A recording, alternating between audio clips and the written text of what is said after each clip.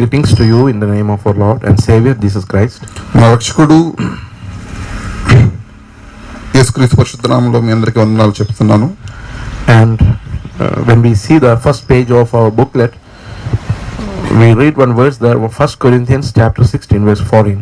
మనకి ఇవ్వబడినటువంటి పుస్తకంలోని పై భాగాన మనం చూసినట్లయితే 1 కొరింథీయులకు రాసిన పత్రిక 16వ అధ్యాయం 14వ వచనంలో ఉన్నటువంటి వచనాన్ని మనం చూడొచ్చు. Let all that you do be done in love.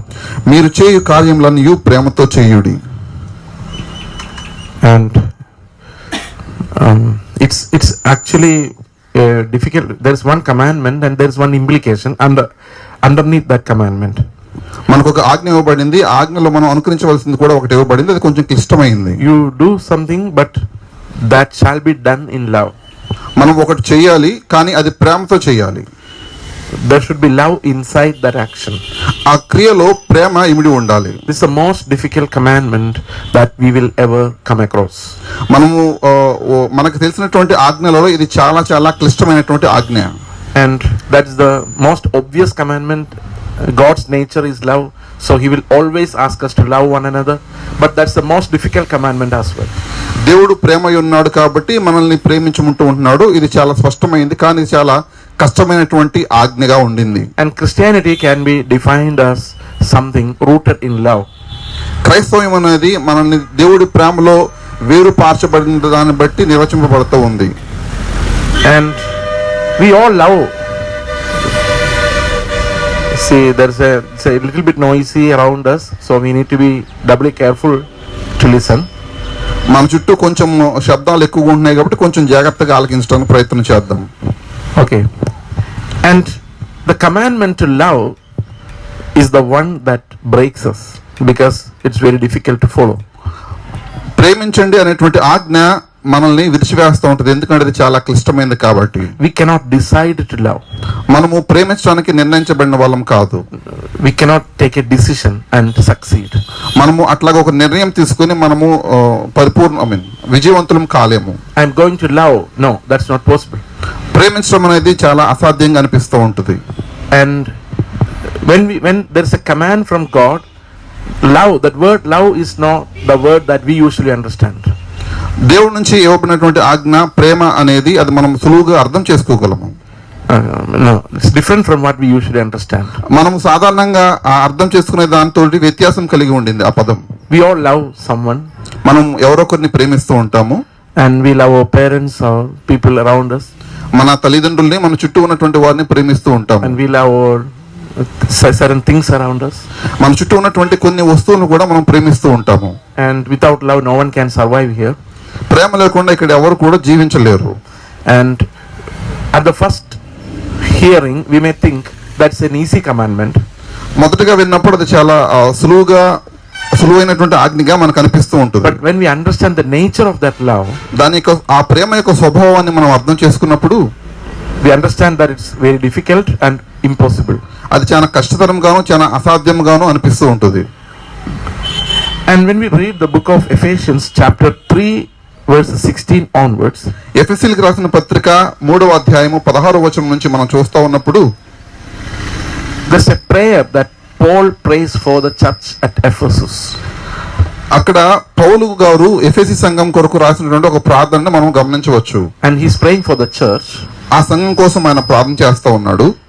And the most important thing in that prayer is about love. ఆ ప్రార్థనలో ప్రాముఖ్యమైన అంశం ఏంటయ్యా అంటే ప్రేమ అనేది. Shall we read that prayer once? ఆ ప్రార్థన వచనాన్ని ఒకసారి చదువుదామా? And most of the Christians are confused as to what to pray. క్రైస్తవులైన వాళ్ళు చాలా మంది కొంచెము గలిబిలిగా ఉంటారు దేనికోసం ప్రార్థన చేయాలి అనే విషయంలో. The confusion comes because we have a father who knows everything. ఆ గలిబిలి ఎందుకు వస్తుందయ్యా అంటే మనకు కావాల్సినవన్నీ ఎరుగున్నటువంటి తండ్రి మనకు ఉన్నాడు. And he loves us very much. ఆయన మనల్ని ప్రేమిస్తూ ఉన్నాడు. He also knows every need that we have. మనకున్నటువంటి ప్రతి అవసరత ఆయన ఎరిగే ఉన్నాడు. Then why we should pray? అలాంటప్పుడు మనం ఎందుకు ప్రార్థించాలి? This is what some people ask. ఇది కొంతమంది ప్రజలు అడిగేటువంటి ప్రశ్న. If God knows everything, దేవుడికి అన్నీ తెలుసు కదా, and he wants to give those things to us because he loves us, ఆయన మనల్ని ప్రేమిస్తున్నాడు కాబట్టి మన అక్కర్లను ఆయన ఇస్తాడు కాబట్టి then why we should pray? అయినప్పటికీ మనం ఎందుకు ప్రార్థన చేయాలి? What should we pray? ఏమని ప్రార్థన చేయాలి? దేనికోసం ప్రార్థన చేయాలి? So we get some answers in these verses. ఈ వచనాల్లో మనకు కొన్ని సమాధానాలు మనం పొందుకోగలము. It's not about things. అది వస్తువుల గురించి కాదు. Prayer is not about things. ప్రార్థన అనేది వస్తువుల గురించి కాదు. And there are deeper things and more important things that we need to get. అది చాలా లోతైన మరియు Let's read that verse. ఆ వచనాలను ఒకసారి చదువుదాం. Let's read chapter 3 verse 16 of the book of Ephesians. ఎఫెసీయులకు రాసిన పత్రిక 3వ అధ్యాయము 6వ వచనం చదువుదాం. 16వ వచనాన్ని చదువుదాం. క్రీస్తు మీ హృదయములలో విశ్వాసము ద్వారా నివసించినట్లుగాను తన మహిమైశ్వర్యము చొప్పున మీకు దయచేయవలననియు మీరు దేవుని సంపూర్ణత యందు పరిపూర్ణులుగా ప్రేమయందు వేరుపారి స్థిరపడి సమస్త పరిశుద్ధులతో కూడా దాని వెడల్పు, పొడుగు, లోతు, ఎత్తు ఎంతో గ్రహించుకొనుటకును జ్ఞానమునకు మించిన క్రీస్తు ప్రేమను తెలుసుకొనుటకును తగిన శక్తి గలవారు కావాలననియు ప్రార్థించుచున్నాను. Okay, what's that prayer all about? ఆ ప్రార్థన అంతా దేని గురించి ఉంది? No, the first thing is that Jesus should inhabit us. He should live in us. మొదటి విషయం ఏంటంటే క్రీస్తు మనలో నివసిస్తూ ఉండాలి. So that means Christ should be there in us. దాని అర్థం ఏంటంటే క్రీస్తు మన లోపల ఉండాలి. And if you are reading Ephesians chapter 1 verse 4, ఒకవేళ మనము 1 verse 3 ఎఫెసీయులకు రాసిన పత్రిక 1వ అధ్యాయము 3వ వచనం చదువుతా ఉంటే, ఎఫెసీయులకు రాసిన పత్రిక 1వ అధ్యాయము 3వ వచనం, మన ప్రభు అయిన యేసుక్రీస్తు యొక్క తండ్రి దేవుడు స్తుతింపబడును గాక. ఆయన క్రీస్తునందు పరలోక విషయములలో ఆత్మ సంబంధమైన ప్రతి ఆశీర్వాదమును మనకు అనుగ్రహించెను. In that verse we are in Christ. In that verse we are in Christ. ఆ వచనం ప్రకారం మనము క్రీస్తులో ఉన్నవారము. And now in chapter 3 verse 16 Christ is in us. ఎఫెసీయులకు రాసిన పత్రిక 3వ అధ్యాయం 16వ వచనం ప్రకారము క్రీస్తు మనలో ఉన్నాడు. These are two different things. ఇవి రెండు భిన్నమైన విషయాలుగా ఉండినవి. When did we happen to be in Christ? మనం క్రీస్తులో ఎప్పుడు ఉండినాము? Anyone? Yeah. Before the foundations of the world. Before the foundations of the world. భూమి పునాదులు ఏర్పరచబడక ముందే ఉన్నాము. And God the Father elected us in Christ Jesus. తండ్రి అయినటువంటి దేవుడు మనలను క్రీస్తు యేసులో ఎన్నుకున్నారు. And what's the benefit? What did we get? దానివల్ల మనకు వచ్చేటువంటి లబ్ధి లేకపోతే లాభం ఏంటి? What's the advantage? దానివల్ల మనకు వచ్చేటువంటి ప్రయోజనం ఏంటి? Of that election. అలా ఎన్నుకోవటం వల్ల మనకు కలిగేటువంటి ప్రయోజనాలు ఏంటి? What was your benefit because you were in your father? మీరు తండ్రి అయినటువంటి దేవుడిలో ఉండటం వల్ల, in your own father. మీరు తండ్రిని కలిగి మీ కుటుంబాల్లో తండ్రిని కలిగి ఉండటం వల్ల మీకు వచ్చేటువంటి లాభము లబ్ధి ఏంటి? No, I will explain it a little more. Okay. నేను కొంచెం మీకు విశదీకరిస్తూ ఉంటాను. Most of these children sitting in front of me may be around 20, 25, right? 22. నా ముందు ఉన్నటువంటి మీరందరూ కూడా సుమారు 20 నుంచి 22 సంవత్సరాల మధ్యలో వాళ్ళే కదా. Where were you 50 years back? 50 సంవత్సరాల క్రితం మీరు ఎక్కడ ఉన్నారు? 50 years before. 50 years before. 50 సంవత్సరాలకు ముందు ఎక్కడ ఉన్నారు? 50 సంవత్సరాలకు పూర్వం మీరందరూ ఎక్కడ ఉన్నారు? My father. In your father or mother, right? In your parents, right? మీ తల్లిదండ్రుల్లో ఉన్నారు. You are not born. మీరు అప్పటికే పుట్టినవారు కాదు. But you came from your parents. కానీ మీరు మీ తల్లిదండ్రుల ద్వారా ఉద్భవించినారు. Okay. అవును కదా. What's the advantage? దానివల్ల What benefit do you get? దానివల్ల ఎటువంటి ప్రయోజనం మీరు పొందగలరు? You get an inheritance, right, from your parents. మీకు మీ తల్లిదండ్రుల నుంచి వారసత్వం వస్తుంది. Why? ఎందుకు? You were in them. ఎందుకంటే మీరు వారిలో ఉన్నారు కాబట్టి. You understand? అర్థమవుతుందా? We were in Adam when Adam sinned. మనం ఆదాము గారు పాపం చేస్తున్నప్పుడు మనం ఆదాములో ఉండిన వారము. How many of you came from Adam and how many of you came out from Adam? No, from out of Adam.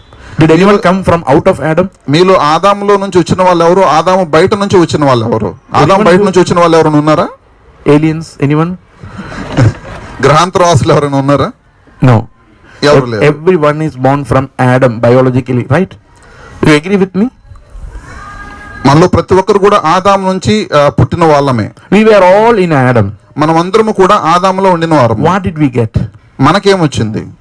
Because of Adam. Adam వల్ల మనం ఏం పొందాము?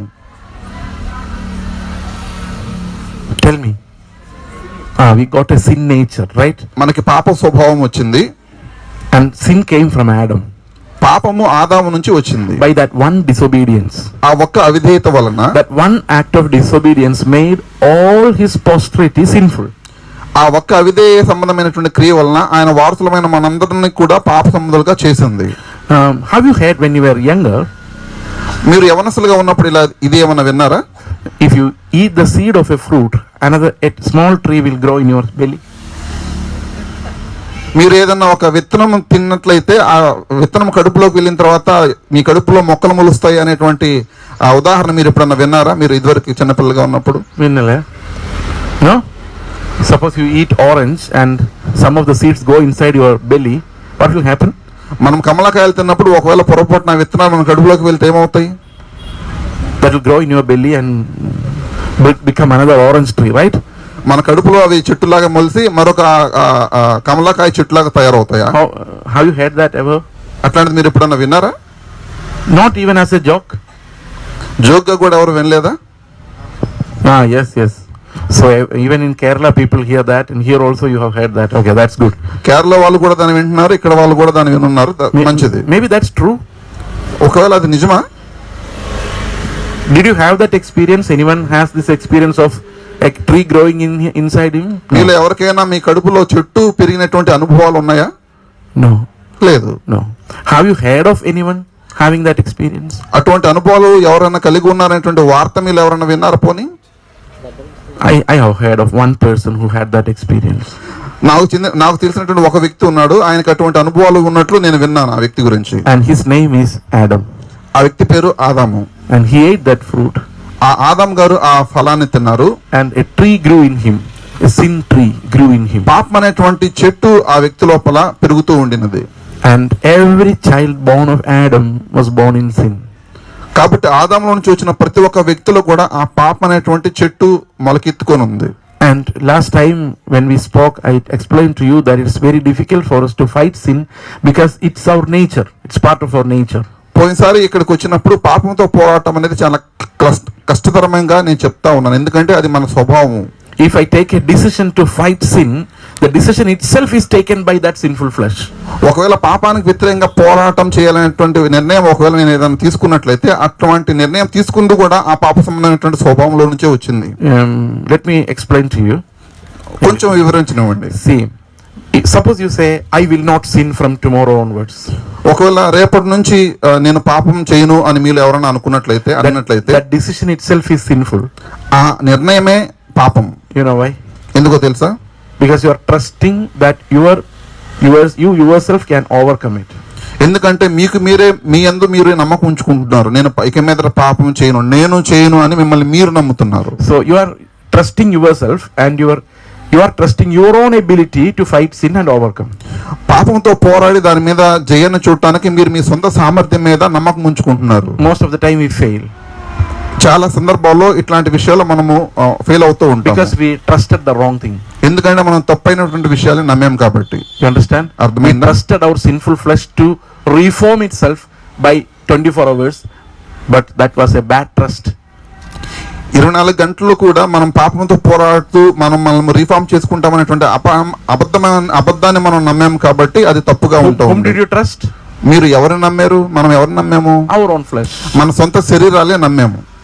You understand? అర్థమైందా? That's why we fail. కాబట్టి మనం ఫెయిల్ అవుతూ ఉన్నాం. Have you heard of a story of a princess kissing a frog?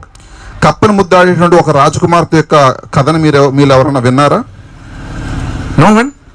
ఎవరు లేరా? Yeah, the girls should hear that story. You are from Telugu medium అన్న. You are from Telugu medium. But you can also listen to that story. Okay. సరే. Okay. Once there was a prince. It's an old story. ఇది చాలా పాత కథే.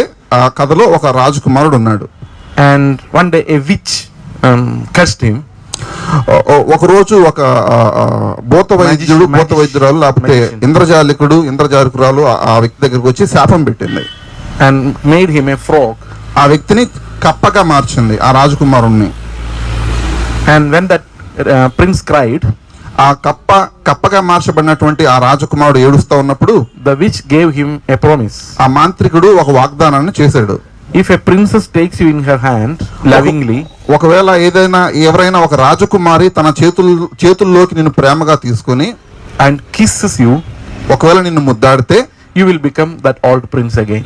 నువ్వు మరలా కప్ప రూపంలో ఉన్నటువంటి నీవు మరలా రాజకుమారుడుగా మారగలవు అనే ఒక వాగ్దానాన్ని ఇచ్చాడు మాంత్రికుడు. And many years afterwards a princess took this frog and kissed that frog. అప్పటి నుంచి కొన్ని సంవత్సరాల తర్వాత ఒక రాజకుమారి ఈ కప్పగా మార్చబడినటువంటి రాజకుమారుని తీసుకొని ముద్దాడింది. దానివల్ల రాజకుమారుడుగా తిరిగి మారాడు. Suppose that princess was kissing some other frog, what would have happened? ఒకవేళ అదే రాజకుమార్తె వేరొక కప్పను ముద్దాడితే ఏమవుతుంది? There were many frogs, right? ఎందుకంటే సాధారణంగా చాలా కప్పలు ఉంటాయి కదా. Only one frog was a prince. ఆ కప్పలంట్లో ఒక కప్ప మాత్రమే రాజకుమారుడు కదా. The all other kappas are just kappas. మిగిలిన కప్పలన్నీ కూడా కప్పలు మాత్రమే కదా, రాజకుమారులు కాదు కదా. How many times you kiss that frog, nothing will happen. మిగిలిన కప్పలు ఎన్నిసార్లు ముద్దాడినా గానీ ఏం జరగదు. Only your lips will be spoiled, no benefit. మన పెదాల మాత్రమే పాడవుతాయి, అంతకు మించి లాభం ఏమి ఉండదు. You understand? అర్థమవుతుందా? When you are trusting the wrong person, it doesn't avail you any good. మనకి ఎటువంటి లబ్ధిని చేకూరినటువంటి తప్పుడు వ్యక్తిని ఒకవేళ మనం నమ్మినట్లయితే, the greatest lesson that I have learned is that our flesh cannot produce that love that God demands. నేను నేర్చుకున్నటువంటి గొప్ప పాఠం ఏంటంటే దేవుడు మన నుంచి ఆశిస్తున్నటువంటి ప్రేమని మన శరీరాలు ఎప్పటికీ కూడా తయారు చేయలేవు అనేది. And our body is not good to produce that love. అటువంటి ప్రేమని మన శరీరాలు తయారు చేయడానికి ఏమాత్రం మంచివి కావు. And it has no ability to produce it. మనకు అటువంటి సామర్థ్యాలు ఏమాత్రం లేదు. We can do a lot of things. మనం చాలా విషయాలు చేయొచ్చు, good things, మంచి విషయాలే, help others, అవి ఇతరులకు సహాయం చేయగలవు, and preach the gospel. మనం సువార్తను కూడా వ్యాపించవచ్చు. We can do a lot of things. మనం చాలా విషయాలు చేయొచ్చు. But we cannot produce love in our flesh. కానీ మన శరీరంలో ప్రేమను మనం తయారు చేయలేము. And our body does not have the ability to do that. ఎందుకంటే మన శరీరానికి అటువంటి సామర్థ్యం లేదు అది చేయటానికి. Because we don't have the glory now in our body. ఎందుకంటే మన శరీరంలో అది తయారు చేయడానికి కావాల్సినటువంటి మహిమ ఇప్పుడు మనం కలిగి లేము. And you may be wondering, oh, that's not true. I have love in me, right? You may think like that. మీలో ఎవరైనా ఇట్లా అనుకోవచ్చు, అది చాలా తప్పు, మీరు చెప్తున్న తప్పు, ఎందుకంటే నాలో ప్రేమ ఉంది అని మీరు ఎవరైనా అనుకోవచ్చు. How many of you have love inside you? మీలో ఎంతమందికి మీలో ప్రేమ ఉంది? To anyone? ఎవరి పట్లైనా ఎంతమందికి ప్రేమ ఉంది? Why did you lift your hand? Do you love someone? No. If I ask that question, people may think, oh, is he asking about loving someone from the opposite sex? No, that's not what I asked. I was asking if you have love towards anyone, like your parents or children or people around you. నేను అడుగుతుంది ఏంటంటే ఎవరి పట్లైనా మీకు ప్రేమ ఉందా అని. Yeah, it's there, right? ఉంది కదా? Okay. But even then that commandment is very difficult and no one can follow that commandment. We all have love, but that does not satisfy God's standards. మనందరికి ప్రేమ ఉంది కానీ దేవుడు ఆజ్ఞాపిస్తున్నటువంటి ఆ ప్రేమ అనేటువంటి ఆజ్ఞని మనము పాటించడానికి దాని యొక్క సామర్థ్యము స్థాయి సరిపోనంతగా అది ఉంటా ఉంది. The reason is, కారణం ఏంటంటే God's love is different from the love that our flesh produces. మన శరీరాల్లో తయారు చేయబడినటువంటి ప్రేమ దేవుడి ప్రేమకి భిన్నంగా ఉంటా ఉంది. It's a totally different thing. అది పూర్తిగా వ్యత్యాసమైంది. You understand? అర్థమవుతుందా?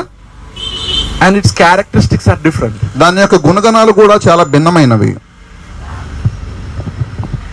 And Jesus said, యేసు ప్రభువారు అన్నారు, just as my father loved me, నా తండ్రి నన్ను ప్రేమించినట్లుగానే I have loved you. నేను మిమ్మల్ని ప్రేమించాను. It's exactly that love that shared to us. That is shared to us. మనతో పంచుకున్నటువంటి ప్రేమ ఇట్లాంటిదే. Which was that love? ఈ ప్రేమే The love that the father loved the son with. తండ్రి కుమారుడు పట్ల కలిగి ఉన్నటువంటి ప్రేమే మనతో కూడా కుమారుడు పంచుకున్నాడు, కలిగి ఉన్నాడు మన పట్ల కూడా. And that love is produced in the Godhead between the Father, Son and the Holy Spirit. ఆ ప్రేమ తండ్రి కుమార పరిశుద్ధాత్మల మధ్యలో తయారు చేయబడుతుంది. and they love one another. వాళ్ళు ఒకరినొకరు They are ప్రేమించుకుంటున్నారు. one yet three, వాళ్ళు ఒక్కరే గాని త్రిత్వమై ఉన్నారు, and they love one another. కానీ వాళ్ళు ఒకరినొకరు ప్రేమించుకుంటున్నారు. United in love, united in essence, united in nature, స్వభావంలో ఏకమై ఉన్నారు, ప్రేమలో ఏకమై ఉన్నారు. and we are given exactly that love. మనము ఆ ఖచ్చితమైనటువంటి ప్రేమ మనకి ఇవ్వబడింది. In the morning when Gigi brother was talking to you, ఉదయాన జీజీ అన్న చెప్తా ఉన్నప్పుడు he made one important point. అన్న ఒక ప్రాముఖ్యమైనటువంటి విషయాన్ని చెప్పారు. Why did God choose to save us? దేవుడు మనల్ని రక్షించడానికి ఎందుకు ఎన్నుకున్నారు? Why he suffered that much to lift us from this clay? ఈ మంటి నుంచి మనల్ని తయారు చేయడానికి ఎందుకు అంతగా శ్రమ పడ్డారు? To lift us from the pit. గుంటలో నుంచి మట్టిలో నుంచి తీయటానికి ఎందుకు అంతగా ఇబ్బంది పడినారు? Because he wanted to show his love. ఎందుకంటే ఆయన తన ప్రేమను మన ఎట్లా వెల్లడిపరుస్తూ ఉన్నాడు. That was the only way he could have shown his love. ఆ విధంగా మాత్రమే దేవుడు తన ప్రేమని మన పట్ల వెల్లడి చేస్తా ఉన్నాడు. Why did God create us? దేవుడు మనల్ని ఎందుకు తయారు చేశాడు, సృష్టించాడు? To show his love. To show his love. ఎందుకంటే తన ప్రేమను మన పట్ల చూపించడానికి. And why did God allow Adam to sin? అయితే దేవుడు ఎందుకు ఆదాముని పాపం చేసే విధంగా చేశాడు, అనుమతించాడు? No. When God allowed Adam, not that. దేవుడు ఆదామును అనుమతించాడు means gave silent permission. Gave silent permission. మౌనంగా ఉండేటువంటి అనుమతిని ఇచ్చాడు. Did not prevent Adam from sinning, right? He could have ఆదాము done that. పాపం చేయకుండా దేవుడు వారించలేదు, ఆపివేయలేదు. Why? ఎందుకని? God could have easily prevented Adam from sinning. దేవుడు ఆదాము పాపం చేయకుండా చాలా సులువుగా ఆపేసి ఉండగలిగేవాడు కదా. Have you ever thought about this? దీని గురించి ఎప్పుడైనా ఆలోచించారా? If Adam had not sinned, ఒకవేళ ఆదాము గారు పాపం చేయకుండా ఉండినట్లయితే what would have happened? ఏం జరిగి ఉండేది? బహుశా Where would we be? మనం ఎక్కడ ఉండేవాళ్ళం? Garden of Eden, right? ఏదైనా వాళ్ళు ఉండేవాళ్ళం కదా. Would it have been better అది చాలా మంచిగా ఉండేదా than us, than our condition now?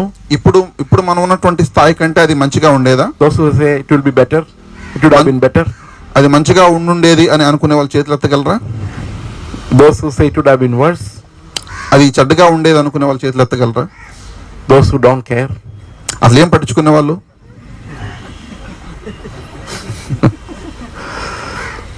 okay, I believe that would have been worse if we were in Eden.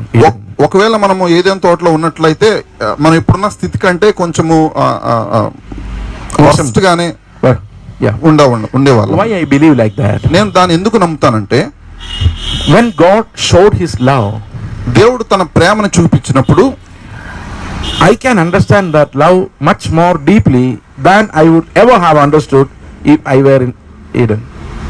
నేను ఇప్పుడు ఉన్న దానికంటే, నేను అప్పుడు ఉన్న దానికంటే ఇప్పుడున్న దాన్ని బట్టి దాన్ని ఎక్కువగా లోతుగా అర్థం చేసుకోగలిగి ఉండేవాడిని. Now I can know God much more than I could have ever known God if I were in Eden. ఒకవేళ ఏదైనా తోటలో నేను ఆదాముతో ఉన్నప్పటికంటే ఇప్పుడు నేను దేవుణ్ణి ఎక్కువగా లోతుగా తెలుసుకున్నాను. You know why? ఎందుకో తెలుసా? Now I can understand God coming in search of a wicked sinner like me and dying for me. ఎందుకంటే భ్రష్టుడైనటువంటి నాలాంటి ఒక పాపి కోసం దేవుడు వెతుక్కుంటూ వచ్చి ప్రాణం పెట్టాడనే విషయాన్ని నేను ఇప్పుడు అర్థం చేసుకోగలను. And I know more of God's nature than Adam could ever have known. ఆదాము తెలుసుకున్న దానికంటే దేవుడి యొక్క స్వభావాన్ని నేను ఇప్పుడు ఎక్కువ తెలుసుకోగలిగాను. Do you agree with me? నాతో ఏకీభవిస్తారా? Do you agree with me? ఏకీభవిస్తారా? Now I know Jesus Christ as my savior. యేసు ప్రభువుని ఇప్పుడు నా రక్షకునిగా నేను తెలుసుకున్నాను. And I know how much God loves me. దేవుడు నన్ను ఎంతగా ప్రేమిస్తాడనే విషయం తెలుసుకున్నాను. Not even spare his own son to save me. నన్ను రక్షించడానికి తన సొంత కుమారుని సైతం వెనుతీయకుండా ప్రేమించాడనే విషయం నేను తెలుసుకున్నాను. And if I were in the Garden of Eden, I would never know God was such a loving God. ఒకవేళ నేను ఏదైనా తోటలో ఆదాముతో పాటుగా ఉన్నట్లయితే దేవుడు నన్ను అంతగా ప్రేమిస్తాడనే విషయాన్ని నేను ఎప్పటికీ కూడా తెలుసుకొని ఉండేవాడిని కాదు. At that time there was nothing magnificent in God's love to be seen. ఆ సమయంలో దేవుని యొక్క ప్రేమలో అద్భుతమైన విషయము చూడటానికి ఏమీ లేదు. Because we were a little less than God. ఎందుకంటే మనము దేవుడి కంటే తక్కువగా చేయబడిన వాళ్ళము, కొంచెం తక్కువగా చేయబడిన వాళ్ళము. మనం ఉదయం విన్నట్లుగా. And love was naturally exchanged. ఆ క్రమంలో ప్రేమ పరస్పరంగా మార్చబడుతూ ఉండేది. And I am good, God loves me. నేను మంచిగా ఉండేవాడిని కాబట్టి దేవుడు నన్ను ప్రేమిస్తూ ఉండేవాడు. And I love God because I am good. నేను మంచివాడిని కాబట్టి నేను దేవుడిని ప్రేమిస్తూ ఉండేవాడిని.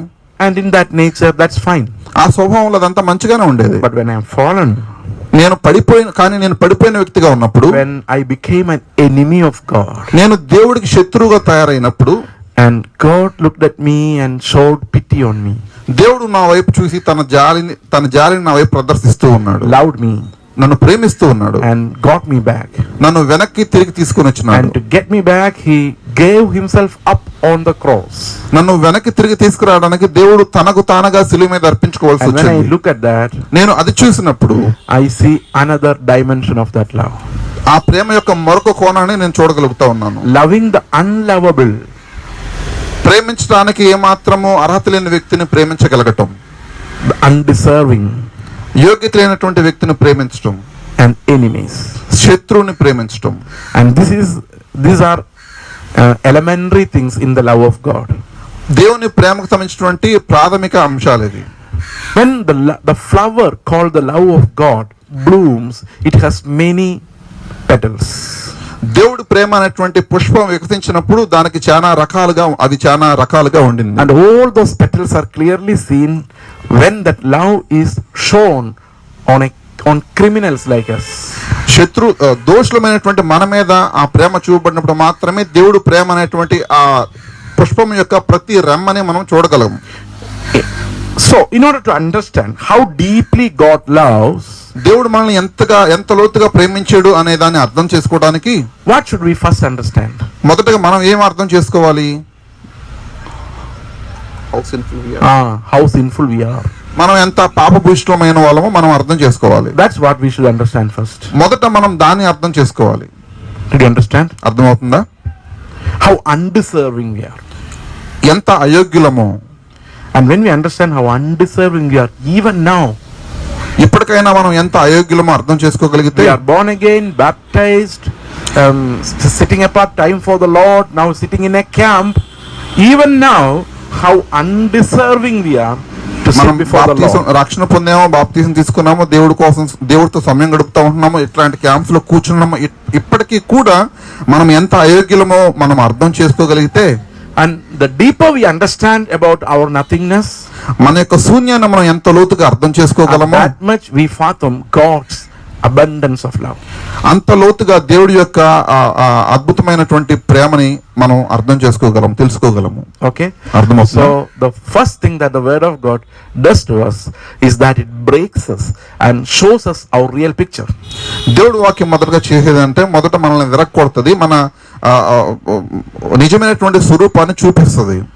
And before we are born again, మనము తిరిగి జన్మించడానికి పూర్వము we had a life మనకు ఒక జీవితం ఉంది, controlled by the knowledge of good and bad, మంచి చెడుల ద్వారా నియంత్రించబడేటువంటి ఒక జీవితం ఉంది, controlled by our senses, మన అంతరింద్రియాల ద్వారా, మన ఇంద్రియాల ద్వారా నియంత్రించబడుతున్నటువంటి ఒక జీవితం మనం కలిగి ఉన్నాం. and we looked at things that gave us pleasure, మనకి సుఖాన్ని ఇచ్చేటువంటి విషయాలు మనం చూస్తూ ఉంటాము. and we only wanted to see the things that would please our eyes, మన కన్నులకి ఇష్టాన్ని కలిగించే విషయాలు మాత్రం మనం చూస్తూ ఉంటాము. and only hear those words that would please our ears, మన చెవుల్ని సుఖపరిచేటువంటి మాటలు మాత్రమే మనం వింటూ ఉంటాము. and only touch those things that makes us comfortable, మనకి సౌకర్యవంతంగా ఉండేటువంటి వస్తువులు మాత్రమే మనము స్పృశించడానికి ప్రయత్నం చేస్తూ ఉంటాము. and only eat those things that our taste buds enjoy.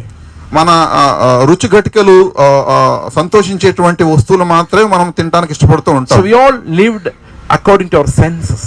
మన అంతరింద్రియాల ప్రకారం మనం జీవిస్తూ ఉండాము. We would say, I don't like this, మనం చెప్తా ఉంటాం ఇది నాకు నచ్చదని, that doesn't suit my taste, అది నాకు అంత రుచించదని చెప్తా that ఉంటాం, doesn't suit my eyes, నాకు అది అంతగా ఇంపుగా అనిపించదని చెప్తా my ఉంటాం, senses do not agree with it. నా అంతరింద్రియాలు దాంతో ఏకీభవించలేమని చెప్తూ ఉంటాం. So we made a life మనం ఒక జీవితాన్ని ఏర్పరచుకున్నాము, depending on pleasure. మన యొక్క సుఖం మీద ఆధారపడేటువంటి జీవితాన్ని ఏర్పరచుకున్నాము. More the pleasure, more the enjoyment. ఎంత సుఖం ఉంటే అంత సంతోషం ఉంటుంది అనుకుంటూ ఉంటాం. So the power of sin is in its capacity to pleasure us. పాపం యొక్క బలము ఎందులో ఉందంటే మనల్ని సుఖపరిచేటువంటి విషయంలోనే ఉంటా ఉంది. When sin is the root, ఒకవేళ పాపము వేరైతే, do you remember that tree which was grown in Adam? ఆదాము కడుపులో ఉన్నటువంటి ఆ చెట్టు మీరు గుర్తు పెట్టుకున్నారా? And we all have that tree inside us. మన అందరి లోపల మనకు ఆ చెట్టు ఉంది ఇంకా. And the tree bears fruit. ఆ చెట్టు కొన్ని ఫలాల్ని ఫలిస్తుంది. And you see the trunk of the tree. ఆ చెట్టు యొక్క బెరడుని, కొమ్మల్ని మీరు చూడొచ్చు. And then it has roots. అట్లానే దాని యొక్క వేర్లు కూడా మనం చూడొచ్చు. And the fruit is the things that you do, wrong things that you do. ఆ ఫలాలు ఏంటంటే మనం చేసేటువంటి చెడ్డ విషయాలు, తప్పుడు విషయాలు. And then we become sad. అట్లాంటి చేస్తా ఉన్నప్పుడు మనం కొంచెం బాధపడుతూ ఉంటాం. If you are Christians, you are born again, you are always upset by the things that you are doing. ఒకవేళ మీరు తిరిగి జన్మించినటువంటి క్రైస్తవులు అయితే ఎల్లప్పుడూ మీరు చేసేటువంటి తప్పుడు విషయాలను బట్టి మీరు నిరుత్సాహపడుతూ ఉంటారు, బాధపడుతూ ఉంటారు. And when you get angry, ఒకవేళ మీకు కోపం వచ్చినట్లయితే someone will ask you, ఒకవేళ మిమ్మల్ని ఎవరైనా అడుగుతారు, aren't you born again? Aren't you a child of God? నువ్వు తిరిగి జన్మించిన వాడు కదా, నువ్వు దేవుడి బిడ్డవు కదా, నీ కోపం ఎందుకు వస్తుంది అంటారు. Then we will become very sad. మనం అప్పుడు మరలా బాధపడతాం. Our sin tree has produced a fruit, anger. మన పాప ఇష్టమైనటువంటి ఒక మనలో ఉన్నటువంటి పాపం అనేటువంటి చెట్టు కోపం అనేటువంటి ఒక ఫలాన్ని ఫలించింది. And you develop hatred towards someone. ఒకవేళ మీరు ఎవరి పట్లైనా ద్వేషాన్ని ఏర్పరచుకున్న The sin tree has produced a fruit called hatred. పాపం అనేటువంటి చెట్టు ద్వేషం అనేటువంటి ఫలాన్ని ఫలించింది. And every day the tree creates more and more fruits. ప్రతిరోజు కూడా ఆ చెట్టు రకరకాల ఎక్కువ ఫలాల్ని ఫలిస్తూ ఉంటది. You understand? అర్థమవుతుందా? Am I right? నేను నిజమే When you చెప్తాను. hear a good sermon, ఒకవేళ మీరు ఒక మంచి ప్రసంగాన్ని విన్నప్పుడు, when you sit in a new camp, ఒకవేళ మీరు కొత్తగా లేకపోతే కొత్త క్యాంప్ లో కూర్చున్నప్పుడు you look at the tree, మీరు ఆ చెట్టు వైపు చూడొచ్చు. find lot of fruits. చాలా ఫలాలు ఆ చెట్టుకు ఉన్నట్లు మీరు గమనించవచ్చు. All result of your wickedness. అవన్నీ కూడా మన యొక్క చెడ్డతనం యొక్క ఫలాలే. You feel sad.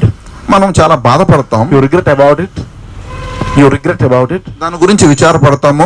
And then you pluck everything out. ఈ క్రమంలో ప్రతి ఫలాన్ని మనం తుంచేస్తూ ఉంటాం, తెంపేస్తూ ఉంటాం. Try and pray. మనము ఏడ్చి ప్రార్థన చేస్తాము. And we are clear for some time. కొంతకాలం వరకు మనం శుభ్రంగా ఉంటాం. But the tree is there. కానీ చెట్టు అక్కడే ఉంది.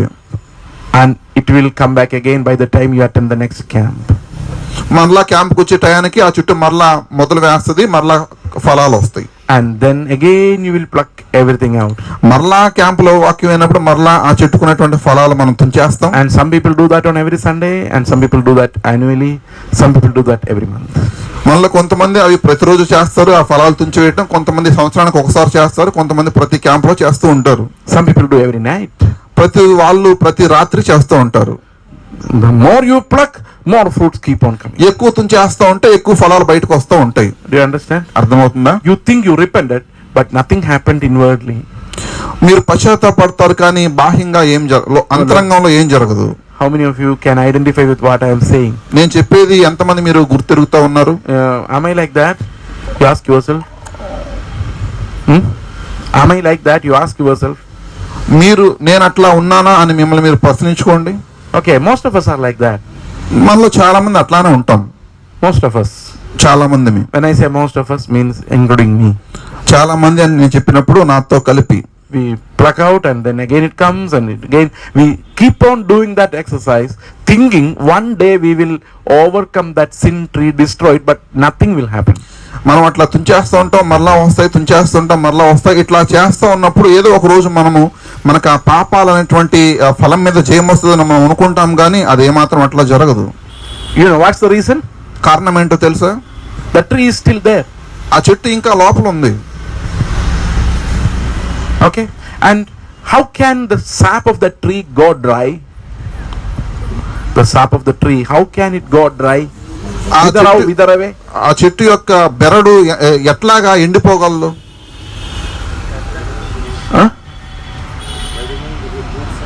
The roots have to be cut, right? దాని యొక్క వేర్లు తొలగించబడాలి కదా.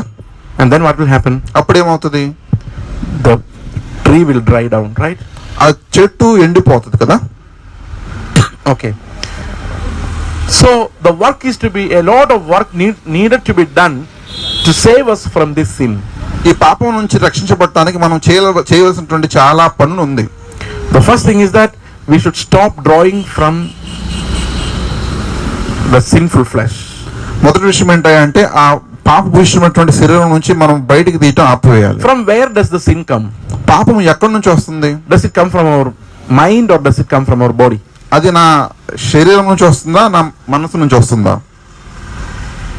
From where does the sin originate? Where is the root? పాపం యొక్క వేరు ఎక్కడ ఉంది? పాపం ఎక్కడ తయారు చేయబడుతుంది? మన శరీరంలోనా, మన మనసులోనా?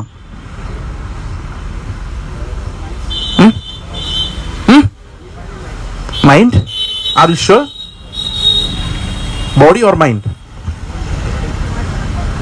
From where does the sin come from? పాపం ఎక్కడి నుంచి వస్తుంది? శరీరంలో నుంచో, మనసులో నుంచో తయారు చేయబడుతుంది? Hridayam? Okay. But the problem is, this Hridayam is in slavery of the body. ఒకవేళ హృదయం నుంచి అయితే హృదయము శరీరం యొక్క దాస్యత్వంలో ఉంది. We have a sinful body. మనకి పాపభూషితమైనటువంటి శరీరం A ఉంది. sin body. పాపంతో నిండుకున్నటువంటి A శరీరం, sin nature. పాప స్వభావం ఉంది. And those who have a sinful flesh nature, they can think only about fleshly things. శరీర సంబంధమైనటువంటి స్వభావం ఉన్న వాళ్ళు శరీర సంబంధమైనటువంటి విషయాల గురించి ఆలోచిస్తారు. So the sin comes from the nature. కాబట్టి పాపం స్వభావ సిద్ధంగా వస్తుంది. That natural man, natural man. స్వాభావికమైనటువంటి మనిషి. And that natural man is a sinful man. ఆ స్వాభావికమైనటువంటి మనిషి పాపభూషితమైనటువంటి మనిషి, పాపంతో ఉన్నటువంటి మనిషి. You understand? అర్థమవుతుందా? So it comes from the body. అది శరీరం నుంచి వస్తుంది. Emotions, feelings, భావోద్వేగాలు, అనుభూతులు. Okay. If it is coming exclusively from the mind, ఒకవేళ అవి ఎక్కువగా మనసు నుంచి వస్తున్నట్లయితే it's easy for us to conquer it. వాటిని జయించడం చాలా సులువే. You understand? I decide from today onwards I will not think about that. ఒకవేళ రేపటి నుంచి నేను దాని గురించి ఆలోచించను ఒకవేళ మీరు అనుకున్నట్లయితే, okay, 5 hours passed, 10 hours passed, 5 గంటలు గడిచాయి, 10 గంటలు గడిచాయి, 20 hours passed, 20 గంటలు గడిచాయి. the body starts telling, శరీరం మనతో చెప్పటం by ఆరంభిస్తుంది. sending a hormone, ఒక హార్మోన్ ని ఉత్పత్తి చేయటం వల్ల, by sending a chemical, ఒక రసాయనాన్ని ఉత్పత్తి చేయటం వల్ల, think about it. దాని గురించి ఆలోచించు. You understand? అర్థమవుతుందా? Am I right? నేను నిజమే చెప్తున్నానా? So it comes from where? కాబట్టి అది ఎక్కడి నుంచి వస్తుంది?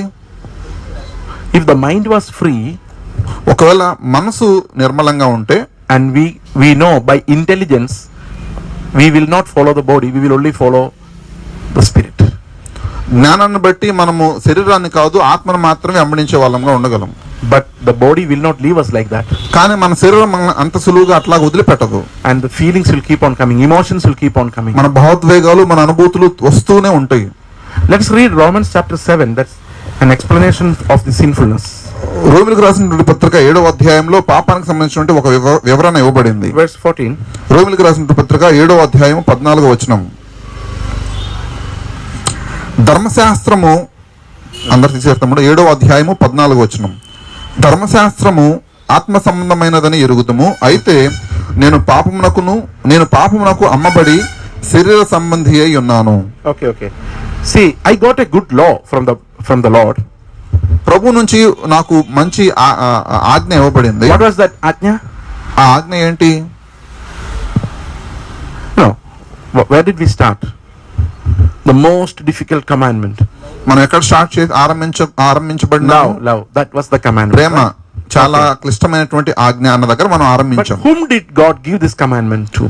ఈ ఆజ్ఞ అయితే దేవుడు ఎవరికి ఇచ్చాడు? Read. Romans chapter 7 verse 14. 14వ వచనం నుంచి, ధర్మశాస్త్రము ఆత్మ సంబంధమైనదని ఎరుగుదము, అయితే నేను పాపమునకు అమ్మబడి శరీర సంబంధనై ఉన్నాను. ఏలయనగా నేను చేయునది నేను ఎరుగను, నేను నిశ్చయించున్నది చేయక ద్వేషించున్నదియే చేయుచున్నాను. Okay, so I have a decision to do something, but I am unable to do it.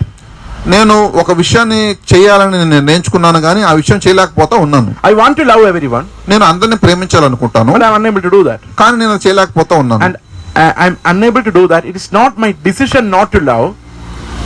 ప్రేమించకూడదు అనేది నా నిర్ణయం కాదు, కానీ my నిర్ణయం is to love. నా నిర్ణయం ప్రేమించాలనేదే. But what happens? కానీ జరిగేదేంటి? what happens? ఏం జరుగుతుంది? It's not what I decided that comes to pass, but what I don't want, it happens. నేను చేయాలనుకున్నది చేయలేకపోతూ ఉన్నాను, నేను చేయకూడదు అనుకునేది చేస్తా ఉన్నాను. And Paul says, if I am doing something I don't want to do, it is not done by me, but it is done by the sin in me. ఇచ్చేంపైనది నేను చేసిన యెడల అది చేసేది నేను కాదు గాని నా శరీరంలో ఉండేటువంటి పాపమే. You understand? అర్థమవుతుందా? So actually, if you are looking at one angle, you may feel that Paul is washing off his hands. I am not responsible for what I am doing. ఒకవేళ ఒక కోణంలో చూస్తే పౌలు తన చేతులు కడిగేసుకుంటున్నట్లు మనకు అనిపిస్తుంటది, ఇక మీద చేసేది నేను కాదు అని చెప్పడం వలన. And Romans chapter 7 is one passage every Christian should understand. రోమిలకు రాసిన పత్రిక 7వ అధ్యాయము ప్రతి క్రైస్తవుడు అర్థం చేసుకోవాల్సినటువంటి ఒక అంశం. Until you understand, realize that you are a sinner, you are not going to get the meaning of that lesson. మీరు అర్థం చేసుకొని మనం పాపులమని మనం గ్రహించుకోగలకపోతే ఆ 7వ అధ్యాయం యొక్క అర్థాన్ని మనం తెలుసుకునే వాళ్ళం కాలేము. Here Paul absolves himself of guilt because he is not responsible for what he is doing, because he doesn't know what's happening. There's something that is in his body that prevents him, and he is not in control of that. నేను చేయకూడదే చేస్తా ఉన్నాను, నేను చేయాలనుకున్నది చేయలేకపోతున్నాను చెప్పడం వల్ల పౌలు తన దాని విషయంలో తనను నిరుత్తరుడుగా చేసుకున్నట్లు ఉంటుంది మనకి ఇక్కడ. That's how we feel when we are reading it. మనం చదువుతా ఉన్నప్పుడు మనకు అట్లా అనిపిస్తూ ఉంటది. Paul is saying commandment is good. పౌలు చెప్తా ఉన్నాడు ఆజ్ఞ మంచిదే, I want to obey it. నేను దాన్ని లోబడాలి. I'm doing everything. కానీ నేను అన్ని చేస్తా ఉన్నాను. That's what I can do. అంతవరకు నేను చేయగలను. But I am unable to do it not because of me. ఒకవేళ నేను అది చేయలేకపోతే అది నన్ను బట్టి కాదు, నా వల్ల కాదు. కానీ I'm not preventing myself. నేను ఆపుకోవట్లేదు, కానీ sin is preventing myself. నాలో ఉన్నటువంటి పాపము దాన్ని చేయకుండా నన్ను ఆపేస్తా ఉంది. And I am helpless. నేను దాని విషయంలో నిస్సహాయుడుగా ఉంటున్నాను. Do you understand? అర్థమవుతుందా? Are you listening to me? Those who are sitting at the back, because of you are close to the road, you may be a little bit distracted. So please be a little more attentive, right? రోడ్డుకు దగ్గరగా ఉన్న వాళ్ళు వెళ్ళేటువంటి వాహనాలు చెప్పడం వల్ల మీరు మీ దృష్టిని మరల్చుకుంటారేమో, కొంచెం నా వైపు చూస్తూ ఉండండి. Okay. See, Paul says actually I am helpless. I cannot fulfill the law. పౌలు చెప్తా ఉన్నాడు నేను నిస్సహాయుడు, నేను ఆ ఆజ్ఞని ఫుల్ఫిల్ చేయలేనని చెప్తా ఉన్నాడు. Have you ever heard of this song, Rock of Ages cleft for me? Rock of Ages cleft for me. ఈ పాట ఎప్పుడన్నా విన్నారా మీలో ఎవరన్నా? Have you ever heard? Is there a Telugu version for that song? దానికి తెలుగు అనువాదం ఏమైనా ఉందా? Rock of Ages cleft for me. ఈ పాటకి తెలుగు అనువాదం. Let me hide myself in thee. No Telugu version? Okay, I will sing that song later on. Okay, I'm not putting you into bother by singing now. ఆ పాట పాడటం వల్ల మేము ఇప్పుడు ఇబ్బంది పెట్టదలుచుకోలేదు, తర్వాత పాడతాం. My teachers in the Bible college would say, Chase, you preach anywhere anything but don't sing please. Bible కాలేజీలో మా టీచర్స్ చెప్తా ఉండేవాళ్ళు, చేస్ గారు మీరు ఎక్కడన్నా బోధించండి కానీ, ఏమైనా బోధించండి కానీ పాటలు మాత్రం మీరు పాడొద్దని చెప్తా ఉండేవాళ్ళు. So I am obeying them as much as I can. నేను వాళ్ళకి ఎంతగా లోబడాలో అంతగా లోబడటానికి ప్రయత్నం చేస్తూ ఉన్నాను. Alright. See, Paul says, the problem is when you are coming to verse 21 onwards, you see that you identify the problem. 21వ వచనం దగ్గరికి వచ్చేసరికి మనం ఆ సమస్యను మనము గ్రహించగలం, అర్థం చేసుకోగలం. 21వ వచనం. Read. కాబట్టి మేలు చేయ గోరు నాకు కీడు చేయుట కలుగుచున్నదని ఒక నియమము నాకు కనబడుచున్నది. అంతరంగ పురుషుని బట్టి దేవుని ధర్మశాస్త్రం నందు నేను ఆనందించుచున్నాను గాని వేరొక నియమము నా అవయములలో ఉన్నట్టు నాకు కనబడుచున్నది. They see, we need to be aware of another force working in our organs. మన అవయవాల్లో వేరొక నియమం పనిచేస్తున్నట్లు మనం గ్రహించుకోవాలి. That prevents me from obeying the word. దేవుడు వాక్యానికి లోబడటానికి అది మనల్ని ఆటంకపరుస్తూ ఉంది. And that principle in my flesh is based on pleasure. It's not based on love. నా శరీరంలో ఉన్నటువంటి ఆ నియమము సుఖాన్ని బట్టి ఉంటూ ఉంది, ప్రేమను బట్టి కాదు. See, I will try to explain that force working in the flesh. శరీరంలో పనిచేసినటువంటి నియమం అనేటువంటి ఉదాహరణ ద్వారా నేను దాన్ని ఇంకా వివరించడానికి ప్రయత్నం చేస్తాను. I want to do good. నేను మంచి చేయాలనుకుంటున్నాను. I am doing a lot of good. నేను చాలా మంచి చేస్తా ఉన్నాను. A lot of good things. చాలా మంచి విషయాలు చేస్తా ఉన్నాను. But there is another principle working in my body exactly opposite to that good thing.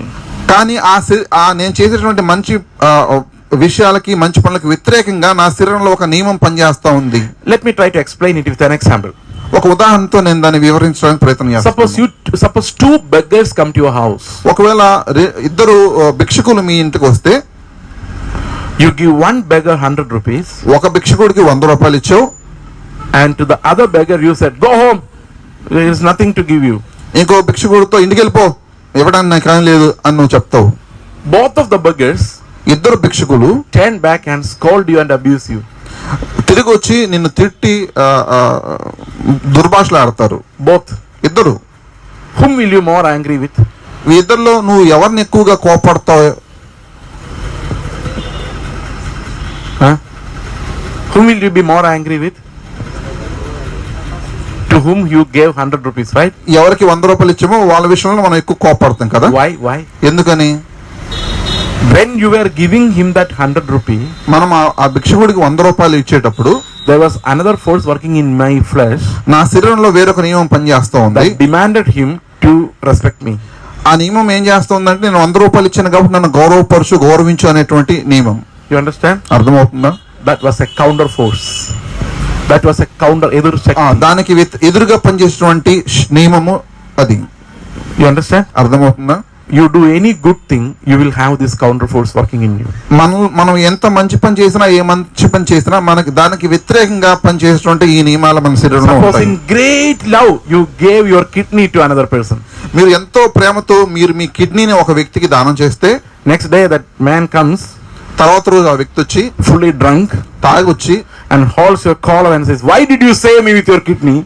నీ కాలర్ పట్టుకొని నీ కిడ్నీ ఇచ్చి నన్ను ఎందుకు కాపాడేవని అంటే, what will you feel? Oh, my kidney gone. Right? మీరు ఎట్లా భావిస్తారు? అయ్యో నా కిడ్నీ పోయింది అని ఏడుస్తారు కదా. You understand? అర్థమవుతుందా? So when you are giving something to someone, you feel he should be loyal to you or at least acknowledge it, because whenever you are doing a good work, there is a counter force making you a difficult sinner. మీరు ఎవరికైనా ఏదైనా మంచి చేస్తా ఉన్నప్పుడు ఆ మంచి గుర్తించబడాలని, లేకపోతే ఆ మంచిని బట్టి ఆ మంచి పొందుకున్న వ్యక్తి మీకు అనుకువగా ఉండాలని అనుకుంటాం. ఎందుకంటే దానికి వ్యతిరేకంగా పనిచేసేటువంటి వేరొక నియమం మన శరీరంలో ఉంటుంది కాబట్టి. Suppose we are going to build a church. Suppose. ఉదాహరణకి మనం ఒక చర్చిని కడదాం అనుకుంటే, one of you gave 5 lakh rupees as a gift. మీలో ఎవరైనా ఒక వ్యక్తి 5 లక్షలు చందా లేకపోతే కానుక ఇచ్చినట్లయితే, to build a church, ఒక సంఘాన్ని కట్టడానికి, చర్చిని కట్టడానికి. Did you imagine? ఊహించుకుంటున్నారా? Okay. How sweet to imagine, right? ఊహించుకోవడం ఎంత మంచిగా ఉంటుందో కదా. All right. And suppose other people have given 100, 20, 50 like that. మీరైతే 5 లక్షలు ఇచ్చారు, మిగతా వాళ్ళందరూ కూడా 20 రూపాయలు, 50 రూపాయలు, 100 రూపాయలు ఇచ్చారు అనుకుందాం. And the pastor puts every money in one box. ఒకవేళ ఆ సేవకులు ఆ డబ్బంతటిని ఒక బాక్స్ లో పెట్టినట్టయితే, does not say even one word about that 5 lakh or about the person who gave it. 5 లక్షలు ఇచ్చినటువంటి వ్యక్తి గురించి ఆ పాస్టర్ గారు ఏ ఒక్క మాట కూడా బహిరంగంగా చెప్పకపోతే, what will happen? ఏం జరుగుతుందో తెలుసా? That person will say, oh, that's not a problem, I gave it to God. He will say, పర్లేదయ్యా నేను దేవుడికి ఇచ్చాను కాబట్టి చెప్పైనా పర్లేదని బాహ్యంగా అంటాడు. కానీ inside him that force will grow. కానీ అంతరంగంలో ఆ నియమం ఎంత ఎక్కువగా పెరుగుతుందంటే, and one day it will break him and the church. ఆ నియమం ఒక రోజు ఆ వ్యక్తిని ఎరగొడుతుంది, సంఘాన్ని కూడా చీల్చివేస్తుంది. And the pastor will know it beforehand if he is wise.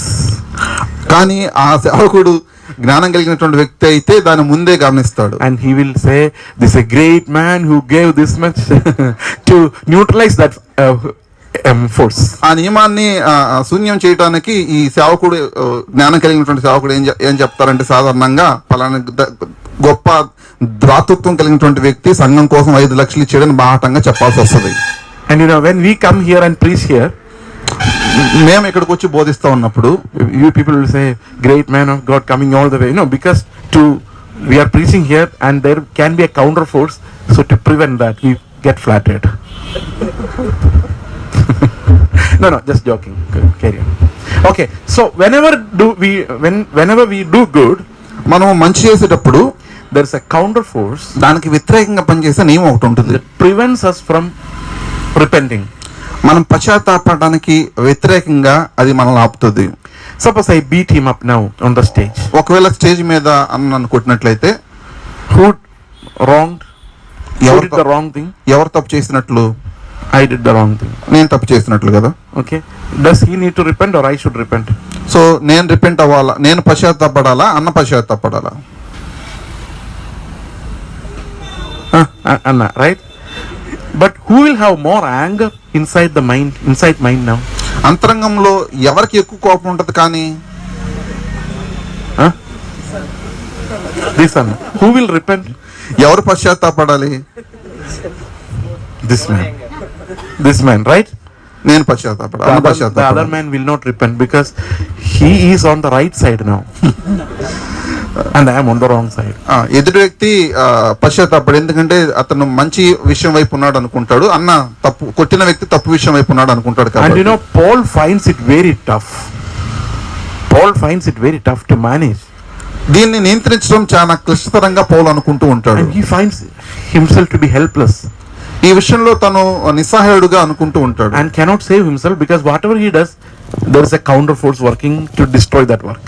రక్షించబడటానికి తను నిస్సహాయుడుగా ఉంటాడు, ఎందుకంటే తను చేసిన ప్రతి మంచికి కూడా వ్యతిరేకంగా వేరొక నియమం తన శరీరంలో కనిపిస్తూ ఉంటుంది. కాబట్టి అర్థమవుతుందా? This is the inheritance that Adam gave us. ఆదాము మనకి ఇచ్చినటువంటి వారసత్వం ఇది. Dominated and controlled and enslaved by sin. నియంత్రించబడి మనల్ని బానిసలుగా చేయబడినటువంటి పాప సంబంధించినటువంటి నియమం ఇది. Do you understand? అర్థమవుతుందా? So that sin was imputed to us. It came to us by our nature. ఆ పాప స్వభావం, ఆ పాపం అనేది మన స్వభావ సిద్ధంగా మనకి ఇవ్వబడింది. Because we are all born of Adam. ఎందుకంటే మనం అందరం ఆదామును బట్టి పుట్టిన వాళ్ళం కాబట్టి. We are very deeply sinful. మనం చాలా లోతుగా పాపం చేసిన వాళ్ళం. And by nature we are enemies of God. స్వభావ సిద్ధంగా మనం దేవుడికి శత్రువులుగా ఉండిన వాళ్ళము. And you know, I told you when you do good thing, when you do a good thing, you always have this counter force which prevents you from repenting. మనం మంచి చేసిన ప్రతిసారి దానికి వ్యతిరేకంగా పనిచేసిన వేరొక నియమము మనం పశ్చాత్తాపడకున్నట్లు మనలో పనిచేస్తూ ఉంటుందని చెప్పాను కదా. Suppose you do good things for God.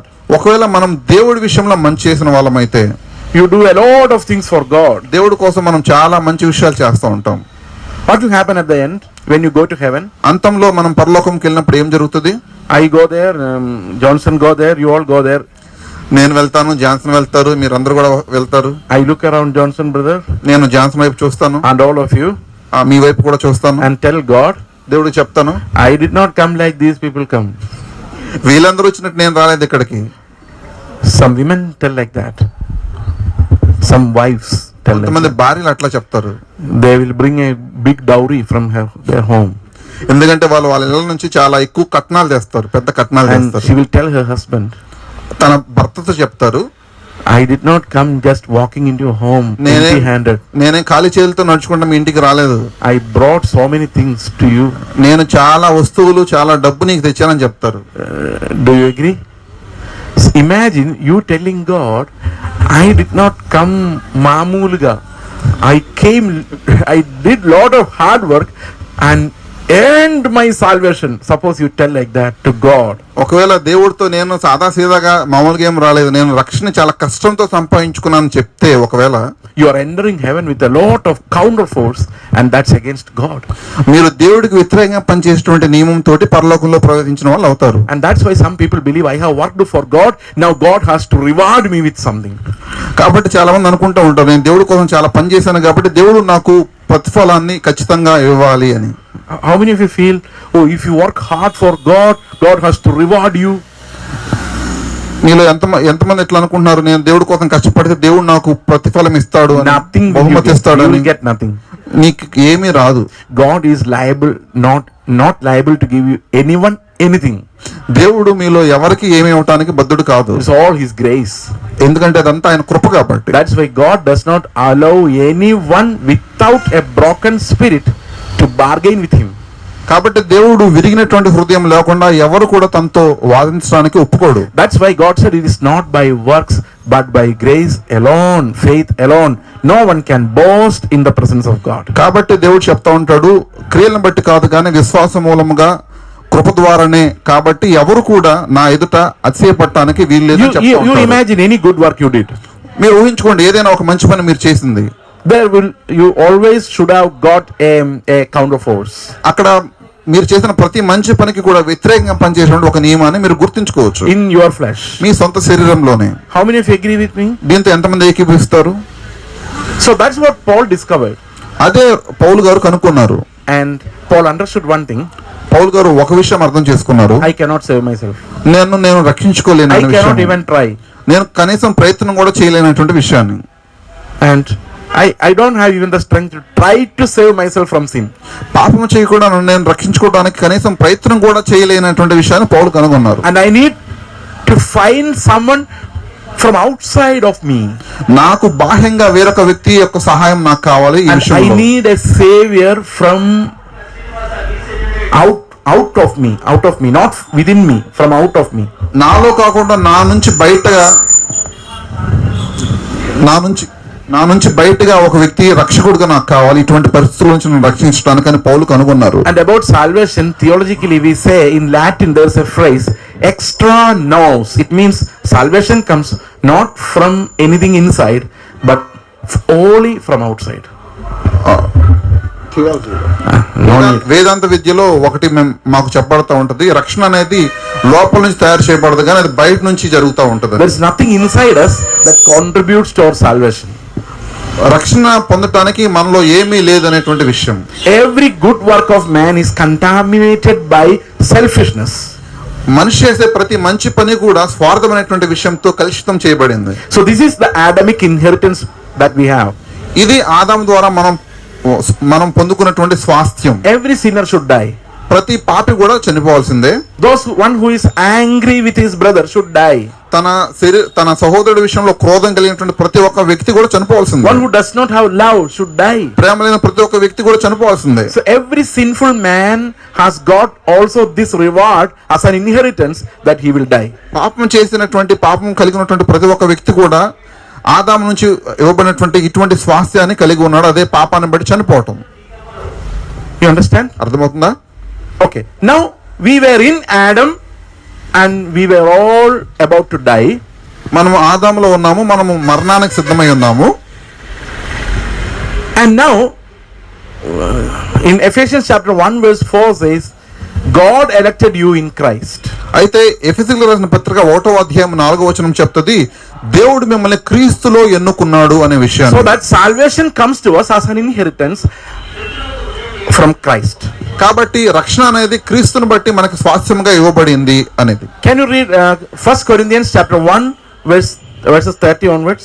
మొదటి కొరింథీయులు రాసిన పత్రిక 1 verses 30.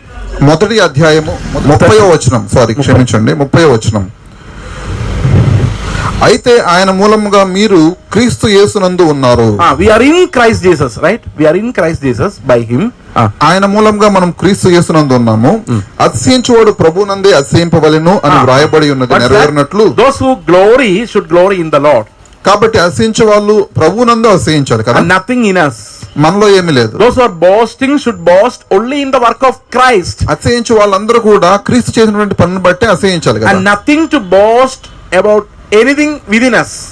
మనలో ఉన్న దేన్ని బట్టి కూడా మనం అతిశయించడానికి తగిన వాళ్ళం. Do you understand? అర్థమవుతుందా? None of our work contribute. మనం చేసేటువంటి ఏ పని కూడా దాన్ని చేయలేదు. Okay, right. Next verse. అసహించువాడు ప్రభువునందే అసహించవలెను అని వ్రాయబడినది నెరవేరినట్లు దేవుని మూలముగా ఆయన మనకు జ్ఞానమును నీతియు పరిశుద్ధతయు విమోచనమును ఆయను. He became to us, right? You understand? It's not that he gave us righteousness. It's not that he gave us holiness. It's not that he saved us. In that verse Paul says he became our righteousness, he became our sanctification, he became our redemption. ఆయన మనకి నీతి ఇవ్వటమని లేకపోతే ఆయన మనకి పరిశుద్ధతను ఇవ్వటమని కాదు, కానీ ఆయనే పరిశుద్ధతయు నీతియు విమోచనము ఆయనని పౌలు రాస్తా ఉన్నాడు. He became to us. ఆయన మనకయ్యాడు from God. దేవుడిగా ఉండి his wisdom, ఆయన యొక్క జ్ఞానము and righteousness, ఆయన యొక్క నీతి and sanctification, ఆయన యొక్క పరిశుద్ధత and redemption. విమోచనము ఆయను. Why? ఎందుకు? Those who glory or boast should boast in the Lord alone. ఎందుకని? అతిశయించువాడు గర్వపడేవాడు కూడా ప్రభువునందు మాత్రమే అతిశయించాలని. You understand? అర్థమవుతుందా? So Christ became our salvation because we are in Christ. కాబట్టి క్రీస్తు మనకు రక్షణ అయ్యాడు, ఎందుకంటే మనము క్రీస్తులో ఉన్నాము కాబట్టి. And when he was there, I was in him. కాబట్టి ఆయన అప్పుడున్నప్పుడు మనము ఆయనలో ఉన్నాము, నేను ఆయనలో ఉన్నాను. When he completed his righteousness, I was in him. ఆయన తన యొక్క నీతిని సంపూర్తి చేసినప్పుడు నేను ఆయనలో ఉన్నాను. I was not born. నేను అప్పటికి పుట్టలేదు. I was not there anywhere. నేను అప్పుడు ఎక్కడ కూడా ఉండినవాడిని కాదు. But by God's election, కానీ దేవుడి ఎన్నిక ప్రకారము I was in Christ. నేను క్రీస్తులో ఉన్నాను. And when God looked at Christ, he saw me. కాబట్టి దేవుడు క్రీస్తు వైపు చూసినప్పుడు క్రీస్తులో ఉన్న నన్ను కూడా దేవుడు చూశాడు. So we became inheritors of God's nature. కాబట్టి మనము దేవుని యొక్క స్వభావానికి వారసులముగా అయ్యాము. Our nature is rooted in sin. మన స్వభావం పాపంలోనే వేరుపారింది కానీ But God's nature is rooted in love. దేవుడి స్వభావము ప్రేమలో వేరుపారింది. You understand? అర్థమవుతుందా? What's the difference? తేడా ఏంటి? Our nature is rooted in sin because of the pleasure that the sin gives us. పాపం మనకి ఇచ్చేటువంటి సుఖం వలన మన యొక్క స్వభావం, పాపం యొక్క స్వభావము పాపంలో వేరుపారింది. You listen to a sermon. మీరు ఒక ప్రసంగాన్ని విన్నారు. Your pleasure seeking old self will tell you. Your pleasure seeking old self will tell you. సుఖాన్ని ఆశించేటువంటి మీ ప్రాచీన స్వభావం మీకు చెప్తుంది. Oh, let him crack one more joke. ఆ వ్యక్తిని ఇంకొక జోక్ చెప్పనివ్వడం చెప్తుంది. And a message becomes enjoyable to the old man only if there are jokes and all those, pleasurable. ప్రసంగంలో చతుర సంభాషణలు ఇవి ఉన్నప్పుడు మాత్రమే ప్రాచీన పురుషుడికి ప్రసంగం అనేది వినసొంపుగా ఆనందకరంగా And the old flesh is based solely on the pleasure quotient, the measure of pleasure that you get. ప్రాచీన పురుషుడు సుఖం ఇచ్చేటువంటి ప్రతి దాని మీద ఆధారపడుతూ చూస్తూ ఉంటాడు. And most of the time we worship in the old man, old flesh. చాలా సందర్భాల్లో మనము ప్రాచీన స్వభావం కలిగి ఆరాధన చేస్తూ ఉంటాము. When you are singing, మనం పాడుతా ఉన్నప్పుడు, when you are playing instruments, వాయిద్యాలు వాయిస్తా ఉన్నప్పుడు, okay, it's not more about the broken self within, but it's more about the beauty and the aesthetics of the presentation. అది మన యొక్క విరిగి నిలగిన స్థితిని బట్టి కాదు కానీ అందంగా అలంకరించబడినటువంటి ఆ వాతావరణాన్ని బట్టే. Right? You enjoy a song not because of the spirit, not because the spirit leads you to Christ, but because it's enjoyable to your senses. మనం ఒక పాటని మంచిగా ఆనందించగలము దేని బట్టి? ఆ పాట మనల్ని క్రీస్తు వైపు మరల్చడాన్ని బట్టి కాదు కానీ ఆ పాట మనకి వినసొప్పుగా ఉంటుందనే దాన్ని బట్టి మాత్రమే. Do you understand? అర్థమవుతుందా? Why do you enjoy a song? మీరు ఒక పాటను ఎప్పుడు ఆనందించగలరు? Is it because it gives pleasure to your senses, or is it because you are drawn further and further to Christ? అది క్రీస్తు వైపు మనల్ని ఎక్కువగా ఆకర్షించబడుతున్న దాన్ని బట్టి, లేకపోతే ఆ పాటను బట్టి మనం ఎక్కువ సుఖాన్ని అనుభవించగలుగుతున్నాం? Can you identify the two natures that you have within you? మనలో ఉన్నటువంటి ఆ రెండు స్వభావాలని ఎప్పుడన్నా గమనించామా? Oh, you didn't understand what I am saying? How many of you understood? మీలో ఎంతమందికి అర్థమైంది? How many of you did not understand? మీలో ఎంతమందికి అర్థం కాలేదు? How many of you don't care? మీలో ఎంతమందికి అవసరం లేదు ఇట్లాంటి? No one. Okay. See, I will tell you that song that I like very much. This is my favorite song. నాకు ఎంతో ఇష్టమైనటువంటి ఒక పాట గురించి ఇప్పుడు చెప్తాను.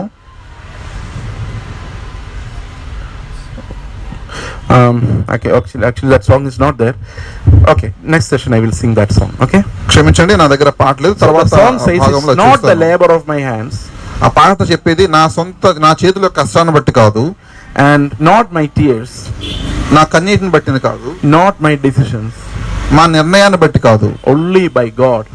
కేవలం దేవుడిని బట్టి మాత్రమే. Not even my tears can save me. నా యొక్క కన్నీరు కూడా నన్ను రక్షించలేదు. Only the grace of God can save me. దేవుడి యొక్క దయా కృప మాత్రమే నన్ను రక్షించగలదు. And we trust in His grace. ఆయన యొక్క కృపను మాత్రమే మేము నమ్ముతాము. Do you understand what I am saying? అర్థమవుతుందా చెప్పేది? Okay. Now what did we get from Christ? We were in Christ. What did we get? ఒకవేళ క్రీస్తు లోపల మనం ఉన్నట్లయితే దాని వల్ల మనకు వచ్చే ప్రయోజనము, లాభం ఏంటి? మనకి వస్తుంది? We got a new nature. మనకి వేరొక నూతన స్వభావం వస్తుంది. The old nature was enslaving us under sin. పాత స్వభావం మనల్ని పాపానికి బానిసలుగా చేస్తూ ఉంటుంది. But the new nature liberates us from there and gives us the nature of Christ. కొత్త స్వభావం, నవీన స్వభావం పాపం నుంచి మనల్ని స్వతంత్రులుగా చేసి క్రీస్తు స్వభావాన్ని ఇచ్చే విధంగా చేస్తుంది. And when we have Christ nature, the new nature, మనలో క్రీస్తు యొక్క నవీన స్వభావం ఉన్నప్పుడు, and that nature we live by faith, విశ్వాసం ద్వారా జీవించేటువంటి ఆ స్వభావము, and when we have that nature by faith, విశ్వాసం ద్వారా మనం ఆ స్వభావాన్ని కలిగి ఉంటే, the regenerated life, తిరిగి జన్మించేటువంటి ఆ స్వభావము that is rooted in love, ప్రేమలో వేరుపారి ఉంటది. And that's the prayer that Paul prays. అదే పౌలు గారు చేసేటువంటి ప్రార్థన అయి ఉంది. Oh Lord, help my church. ఓ ప్రభువా మా సంఘాన్ని సహాయం చేయని. So that they are strengthened in the inner man. దాని ద్వారా వాళ్ళు అంతరంగ పురుషునిలో బలపడాలి అని. And Christ should inhabit them every time. ప్రతి సందర్భంలో, ప్రతి రోజు, ప్రతి క్షణం కూడా క్రీస్తు వారిలో నివసించాలి అనేది ఆ ప్రార్థన. By their faith. వాళ్ళ విశ్వాసాన్ని బట్టి. See, what is faith? రక్షణ. విశ్వాసం అంటే ఏంటి? How Christ lives in us? How does Christ live in us? క్రీస్తు మనలో ఎలాగా నివసించగలడు? It's by faith. విశ్వాసం మూలాన్ని బట్టి. See, what do you mean by faith life? అయితే విశ్వాస జీవితం అంటే ఏంటి? How many of you can tell me what's the explanation of faith life? విశ్వాస జీవితం అనే దానిని మీరు ఎంతమంది నాకు వివరించగలరు? One word, two verses, two sentences. Can anyone say? How many of you are living faith lives? మీరు ఎంతమంది విశ్వాస జీవితాన్ని జీవిస్తున్నారని చెప్పగలరు? And let me explain the meaning as we understand it normally. దాని యొక్క అర్థాన్ని నేను చెప్పనివ్వండి, దాని ద్వారా మనం చాలా సులువుగా దాన్ని అర్థం చేసుకోవచ్చు. Normally we understand faith life as faith life like this. సాధారణంగా విశ్వాస జీవితం అనే దాన్ని ఈ విధంగా మనం అర్థం చేసుకుంటూ ఉంటాం. I was in Andhra Pradesh for 10 years. నేను ఆంధ్రప్రదేశ్ లో 10 సంవత్సరాలు ఉన్నాను. At that time I was called a missionary. ఆ సమయంలో నేను ఒక మిషనరీగా పిలువబడ్డాను. Because I didn't belong to this place, I was coming from some other place. ఎందుకంటే నేను ఈ ప్రాంతానికి చెందిన వాడిని కాదు, వేరే ప్రాంతం నుంచి వచ్చేవాడిని కాబట్టి. So when కాబట్టి. you go into another culture and live there, you are called a missionary. కాబట్టి మీరు వేరొక సాంప్రదాయంలోకి వెళ్ళినప్పుడు మీరు సాధారణంగా మిషనరీగా పిలువబడతారు. And people will ask us, ప్రజలు మమ్మల్ని అడుగుతూ ఉండేవాళ్ళు, how do you live? మీరు ఎట్లా జీవిస్తారు? Where do you get money from? ఎక్కడి నుంచి మీకు డబ్బు వస్తుంది, ఎట్లా బతుకుతారని. Then we will say we are living by faith. అప్పుడు మేము చెప్తూ ఉండేవాళ్ళం మేము విశ్వాసాన్ని బట్టి జీవిస్తున్నామని. And we will not ask anyone about our needs. మేము మా అవసరాలను బట్టి ఎవరిని అడిగే వాళ్ళం కాదు. And we will not print brochures or ask help. Brochure, you know. పోస్టర్లు చూపించి మేము మాకు అవి ఇవ్వండి అని ఎప్పుడు అడిగే వాళ్ళం కాదు. We will not even ask prayers about our needs. మా అవసరాలను బట్టి ప్రార్థించండి అని కూడా మేము అడగలేదు ఇప్పుడు. Because that will make our needs known to men. ఎందుకంటే దానివల్ల మా అవసరాలు ప్రజలకు తెలుస్తూ ఉండే కాబట్టి. Okay, don't give, please pray that I don't have money, please pray for money. Don't give, no, not like that. నాకు డబ్బు ఇవ్వద్దు కానీ నా కోసం ప్రార్థన చేయండి, నేను అవసరం ఉన్నాను, డబ్బు మాత్రం ఇవ్వద్దు, ప్రార్థన చేయండి. Everyone will know this man needs money and they will somehow give. అట్లా చెప్తా ఉన్నప్పుడు ఈ వ్యక్తికి డబ్బు అవసరం ఉంది కదా అని ఎవరైనా అనుకుని డబ్బు ఇస్తా ఉంటారు. Right? That's not faith life. అది విశ్వాస జీవితం కాదు. So we understood faith life as not asking money or not letting our things or needs known to men. కాబట్టి విశ్వాస జీవితం అంటే మన అవసరాలు తెలియబడకుండా ఉండటము, దాన్ని బయలు చేయకుండా ఉండటమని మేము అనుకున్నాం. And some other people think, కానీ కొంతమంది అనుకుంటూ ఉంటారు, some other people, వేరొక కొంతమంది, I'm sick, I'm not going to consult a doctor. నాకు రోగం ఉంది కాబట్టి నేను వైద్యుని సంప్రదించను అనుకుంటాను. I believe God will heal me. నేను దేవుడు నన్ను స్వస్థపరుస్తాడని నేను విశ్వసిస్తా ఉన్నాను. And I will not accept medicines. నేను మందుల్ని అనుమతించనని చెప్తా ఉంటాను. Because I believe God is a healer. ఎందుకంటే దేవుడు స్వస్థపరిచేవాడుగా నేను నమ్ముతానని. That's also faith life. అది కూడా విశ్వాస జీవితమే. This is also faith life. ఇది కూడా విశ్వాస జీవితమే. But the problem is, కానీ సమస్య ఏంటంటే faith does not bring you anything otherworldly from the other world. World. వేరొక ప్రపంచం నుంచి విశ్వాసం మనకి ఏది కూడా ఇవ్వదు. What do you get by these faiths? ఇటువంటి విశ్వాసం ద్వారా మనకి ఏమి రాదు. You get money. మనకి డబ్బు మాత్రం వస్తుంది. You get health. ఆరోగ్యం వస్తుంది. You get your daily works done. మన రోజువారీ కార్యక్రమాలు జరిగే విధంగా ఇట్లాంటివి జరుగుతా ఉంటాయి. That's not faith life. అది విశ్వాస జీవితం కాదు. That's part of faith life. అది విశ్వాస జీవితంలో భాగం మాత్రమే. That's not faith life. కానీ అది పూర్తిగా విశ్వాస జీవితం కాదు. Faith life says I am not living anymore but Christ is living in me. విశ్వాస జీవితం అంటే ఏంటంటే ఇకను జీవించేవాడు నేను కాదు కానీ క్రీస్తే నా యందు జీవిస్తున్నాడని చెప్పటం. That's the faith life that I am living. అదే విశ్వాస జీవితం నేను జీవిస్తా ఉన్నాను. I tell myself, నాకు నేను చెప్పుకుంటూ ఉంటాను, I died with Christ. నేను క్రీస్తుతో పాటు చనిపోయాను. I believe I died with Christ. నేను క్రీస్తుతో పాటు చనిపోయానని. It's no longer I. It's no longer ఇక మీదట అది నేను కాదు. It's Christ who lives in me. ఇక మీదట అది నాలో నివసించే క్రీస్తు మాత్రమే. That's what Ephesians chapter 3:16 and 17 mean. ఎఫెసీయులకు రాసిన పత్రిక 3వ అధ్యాయం 16-17 వచనాల యొక్క అర్థం ఏంటంటే అదే. This Christ shall live in you by faith. క్రీస్తు మీలో విశ్వాస మూలముగా జీవించాలి. If you are living faith life, ఒకవేళ మీరు విశ్వాస జీవితాన్ని జీవిస్తున్నట్లయితే, it's not money that the faith should bring. ఆ విశ్వాసం డబ్బు తీసుకురావడం కాదు. It's not health or wealth that this faith should bring, ఈ విశ్వాసము డబ్బు, సంపద, ఆరోగ్యం తీసుకురావటం కాదు. it should bring Christ into your life. అది క్రీస్తుని మీ జీవితంలోకి తెచ్చే విధంగా ఉంటుంది. And that's a rich life. అదే చాలా ధనికమైనటువంటి జీవితం. True riches are there only in the life of Christ. క్రీస్తు జీవితంలో మాత్రమే నిజమైనటువంటి ధన సంపదలు ఉన్నాయి. And we live the life of Christ by faith. కాబట్టి ఆ క్రీస్తు జీవితాన్ని మనం విశ్వాసాన్ని బట్టి జీవించగలము. You understood? How many of you understood? మీరు ఎంతమందికి అర్థమవుతుంది? I believe I died with him and it is no longer I, but Christ lives in me. That's my faith. నేను క్రీస్తుతో పాటు చనిపోయిన ఇక మీద జీవించేది నేను కాదు, క్రీస్తు నాలో జీవిస్తున్నాడు అనేదే విశ్వాస జీవితము. And that faith is a rich faith. ఆ విశ్వాసమే చాలా ధనికమైనటువంటి And you are గొప్ప getting the విశ్వాసము. life of the Son. ఆ విశ్వాసము క్రీస్తుని బట్టి మనకు కలుగుతుంది, కుమారుని బట్టి. We get his life. మనము ఆయన జీవితాన్ని కలిగి And ఉంటాం. that's a powerful, rich life. అదే చాలా గొప్ప మరియు And శక్తివంతమైనటువంటి that జీవితం. riches give you strength inwardly. అటువంటి గొప్ప విశ్వాస జీవితం మనకి అంతరంగంగా మనకి సామర్థ్యం, శక్తిని ఇవ్వగలదు. You understand? అర్థమవుతుందా? What's faith life? విశ్వాస జీవితం అంటే ఏంటి? It's no longer I. Who are believers here? What do you believe? ఇక మీద జీవించేది నేను కాదు, Christ. Okay. How many of you are believers? మీలో విశ్వాసులు ఎంతమంది ఉన్నారు? చేతులు All ఎత్తండి. are believers, right? What do you believe? What do you believe? మీరు ఏది నమ్ముతున్నారు? ఏది No longer విశ్వసిస్తున్నారు? I, but Christ. ఇక మీద నేను కాదు కానీ క్రీస్తే. When I push him like that, నేను నన్ను ఎట్లా నెట్టినప్పుడు పక్కకి and Johnson will believe, నేను నమ్మాలి. it's no longer Johnson, ఇక మీదట జాన్సన్ కాదు, it's Christ. అది క్రీస్తే అని. And then how will he behave? అప్పుడు జాన్సన్ ఎట్లా బిహేవ్ చేయాలి, ప్రవర్తించాలి? Huh? He will smile at me. అన్నం చూసి నవ్వాలి నేను. And what happened, brother? ఏమైందయ్యా అని నేను అడగాలి. Are you hurt? మీరేమన్నా గాయపరచబడ్డారు నా ద్వారా అని అడగాలి. Are you in difficulty? మీరేమన్నా కష్టంలో ఉన్నారని అడగాలి. Shall I help you in any way? మీకు నేను ఏ విధంగా అయినా సహాయపడగలను Who is అడగాలి. living in? ఇప్పుడు నాలో ఎవరు జీవిస్తున్నారు? జాన్సన్ లో Christ. క్రీస్తు. Only if he believes. అది విశ్వసిస్తే మాత్రం. Otherwise, who will live? లేకపోతే ఎవరు జీవిస్తారు? He himself. తనకు తానే జీవిస్తున్నాడు. That man from the stage, he pushed me. వేదిక మీద నుంచి ఆ వ్యక్తి నన్ను తోసేస్తాడా? You understand?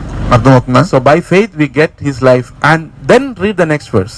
కాబట్టి 18. విశ్వాస మూలంగా మనం ఆయన జీవితాన్ని జీవించగలము. కాబట్టి దాని తర్వాత వచనాన్ని మనం చదువుదాం. Which was 18. 3:18. Ephesians. ఎఫెసీయులకు రాసిన పత్రిక 3వ అధ్యాయము 8వ The next వచనం, verse. 18వ వచనం. మీరు దేవుని సంపూర్ణత యందు No, 17 onwards you read. తన మహిమైశ్వర్యము చొప్పున మీకు దయచేయ. ఓకే, 16th నుంచి ఉందండి. క్రీస్తు మీ హృదయములలో విశ్వాసము ద్వారా నివసించినట్లుగాను తన మహిమైశ్వర్యము చొప్పున మీకు దయచేయవలననియు మీరు దేవుని సంపూర్ణత యందు పూర్ణులగునట్లుగా ప్రేమ యందు వేరుపారి స్థిరపడి సమస్త పరిశుద్ధులతో కూడా. Rooted where? దేనిలో వేరుపారి? Love. Where was Adam rooted? ప్రేమలో వేరుపారాలి. ఆదాము ఎక్కడ ఏ విషయంలో వేరుపారాడు? Sin, right? పాపంలో కదా. And the pleasure of sin. Our life is rooted in pleasure. Means an Adamic life. ఆదాము సంబంధమైనటువంటి జీవితము సుఖంలో వేరుపారి ఉంది, పాపంలో వేరుపారి ఉంది. అర్థమవుతుందా? When you are going to a hotel, you seek the best, tastiest food because we are rooted in pleasure. మీరు ఒకవేళ హోటల్కి వెళ్తే మనకి ఎక్కువ రుచికరమైన దాన్నే మనం ఆర్డర్ చేస్తాం, ఎందుకంటే మనం సుఖం విషయంలో ఉన్నాం కాబట్టి. Do you understand? అర్థమవుతుందా? See, healthy food is not tasty. మీకు తెలుసా ఆరోగ్యవంతమైనటువంటి ఆహారము రుచికరంగా ఉండదని? You agree? నాతో ఏకీభవిస్తారా? When you deep fry something in the oil, it's very tasty but not healthy. Oven లో ఏదైనా మనము బాగా మార్చి వేపుడు చేస్తూ ఉన్నప్పుడు అది చాలా రుచికరంగా ఉంటుంది, కానీ అది అంత ఆరోగ్యకరం కాదు. కాకరకాయలు, you know? You like it? కాకరకాయలు ఇష్టమా మీకు? How do you eat it? దాన్ని మీరు ఎట్లా తింటారు? Cut it into pieces ముక్కలుగా చేస్తారు and deep fry it in oil. మార్స్తారు కదా. And the green turns to black. ఆ పసుపు పచ్చగా ఉన్నదంతా కూడా నల్లగా తయారవుతుంది, It మాడిపోయి. becomes unhealthy and then you eat. అది మనకి అనారోగ్యకరంగా అవుతుంది, అప్పుడు మనం తింటాం. You get pleasure. మనకి అప్పుడు సుఖం వస్తుంది. And we are eating for pleasure. మనం సుఖం కోసం తింటా ఉంటాం. Am I right? నేను నిజమే చెప్తున్నానా? You eat with boiling it and you boil it and eat. ఒకవేళ మీరు దాన్ని కేవలం ఉడకబెట్టుకొని తింటే You like it? అది మీకు ఇష్టంగా ఉంటుందా? You don't like it, right? మీకు ఇష్టంగా ఉండదు కదా. See, we eat and we do everything because there's a pleasure factor there. మనము తినేది చేసేదంతా కూడా మనలో ఉండేటువంటి సుఖం అనేటువంటి ఒక ప్రమాణం ఉంటుంది, దానికోసం చేస్తూ ఉంటాం. Why do you marry? మీరు ఎందుకు వివాహం చేసుకుంటారు? Pleasure factor. సుఖం కోసం. You are in sin. పాపంలో ఉన్నట్లు. If that's rooted in agape, ఒకవేళ అది అగాపే ప్రేమలో వేరుపారు ఉన్నట్లయితే, and you will not be looking at pleasure. Pleasure will only become a secondary or tertiary or final thing. But the unconditional love to be shared becomes the root. Agape ప్రేమలో వేరుపారినట్లయితే సుఖం పొందటం అనేది ప్రాథమికమైన, లేకపోతే రెండవ తరగతి మూడో స్థాయి విషయం కాదు, మూడో స్థాయి మాత్రమే కాదు, చివరి విషయం కూడా కాదు. ఎందుకంటే కేవలం దేవుడి ప్రేమని షేర్ చేసుకోవటం మాత్రమే మీ ప్రాథమికమైనటువంటి అంశంగా ఉంటుంది. Then the love becomes unconditional. దేవుడి ప్రేమ అప్పుడు మాత్రమే Why do you need a wife? Why do you need a wife? మీకు భార్య లేకపోతే భర్త ఎందుకు కావాలి? So many people want a wife or a husband for the sake of pleasure. చాలా మందికి భార్య లేకపోతే భర్తలు ఎందుకు కావాలంటే సుఖం కోసం. That's why they search the most beautiful, most handsome. కాబట్టి వాళ్ళు చాలా అందమైన సౌందర్యమైనటువంటి వ్యక్తుల కోసం వెతుకుతూ ఉంటారు. Because they're seeking pleasure. ఎందుకంటే సుఖం కోరుతూ ఉంటారు కాబట్టి. Do you understand? అర్థమవుతుందా? But if you are driven by joy in the Lord, and if you are driven by agape, and you will be trying to get a place where you can express unconditional love. ఒకవేళ మీరు దేవుని సంతోషం చేత నడిపించబడుతున్న వాళ్ళైతే, లేదా దేవుడి ప్రేమ చేత నడిపించబడుతున్న వాళ్ళైతే, దేవుడి ప్రేమని ప్రదర్శించగలిగినటువంటి ప్రదేశంలో మీరు ఆ ప్రదేశానికి మీరు వెళ్ళగలరు. Anywhere. ఎక్కడికైనా కావచ్చు. Any person. ఏ వ్యక్తితో అయినా కావచ్చు. About marriage. Not just speaking about marriage. నేను వివాహం గురించి మాత్రమే మాట్లాడలేదు. All our relationships. మన సంబంధాలన్నిట్లో కూడా. And it's not humanly possible. కానీ అది మానవ పద్ధతులతో సాధ్యం కాదు. And God has to be there in you. అది సాధ్యం అవ్వాలంటే దేవుడు మీలో మనలో ఉండాలి. And Christ should live in you by faith. విశ్వాసం ద్వారా క్రీస్తు మీలో మనలో జీవిస్తూ ఉండాలి. Why do you need money? మీకు డబ్బు ఎందుకు కావాలి? For pleasure. సుఖం కోసం. Let me ask you one question. నన్ను మిమ్మల్ని ఒక ప్రశ్న అడగనివ్వండి. Will you be more happy if you get a house in Bapatla by your own money, by your own sweat? You construct a house in Bapatla. Will you be more happy if you learn that you have a house in heaven? Which makes you more happy? మీ సొంత చెమటతో, మీ సొంత ప్రయాసతో, మీ సొంత డబ్బులతో ఒకవేళ బాపట్లలో మీరు ఒక ఇల్లు కట్టుకున్నారు, ఇదొక విషయము. పరలోకంలో మీకు ఇల్లు ఉంది, ఇదొక విషయం. ఈ రెండింటిలో మీకు ఏది ఎక్కువ సంతోషాన్ని ఇస్తుంది? Both, right? రెండునా? Both. First thing. మొదటదా? The pastor comes and inaugurates and raise the first. The milk will be boiled. మీ సేవకులు వస్తారు, ఇంట్లో పాలు పొంగిస్తారు, ప్రార్థన చేస్తారు. Right? It's a good thing, right? అది మంచి విషయమే, చెడ్డ విషయమేం కాదు. And that's worldly happiness. అది లౌకికపరమైనటువంటి సంతోషం. That's part of pleasure. అది సుఖంలో భాగమే. But do you feel rejoicingly happy when you believe you have a home there in the heaven? పరలోకంలో మీకు ఒక గృహం ఉందని మీరు నమ్ముతా ఉన్నప్పుడు మీలో నూతనమైనటువంటి సంతోషము మరలా వస్తూ ఉంది. We are driven by agape to Christ. We want to reach there as early as possible. మనం సాధ్యమైనంత త్వరగా దేవుడి ప్రేమ చేత నడిపించే వాళ్ళంగా ఉండాలి. You understand? అర్థమవుతుందా? So we can either be driven by pleasure or be driven by love. మనము సుఖం చేత నడిపించబడే వాళ్ళమైనా ఉండాలి, లేదా ప్రేమ చేత నడిపించబడే వాళ్ళమైనా ఉండాలి. And if you are believing in Christ, ఒకవేళ మీరు క్రీస్తును విశ్వసించిన వాళ్ళైతే, slowly, నెమ్మదిగానైనా సరే, God will save you. దేవుడు మిమ్మల్ని రక్షించగలడు.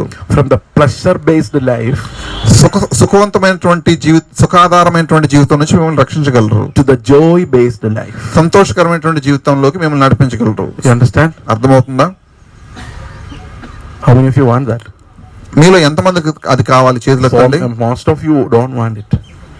మీలో చాలా మందికి అది అవసరం లేదేమో. Not here, anywhere. Most of you don't want it. మనలో చాలా మందికి అది వద్దనుకుంటాం. This abandoning the pleasure life is very difficult. సుఖవంతమైనటువంటి జీవితాన్ని త్రోసివేయడం చాలా కష్టం. Because our own nature says, oh, don't accept this man's preaching because you cannot be very comfortable in the days to come. That's what your inner voice will be telling you.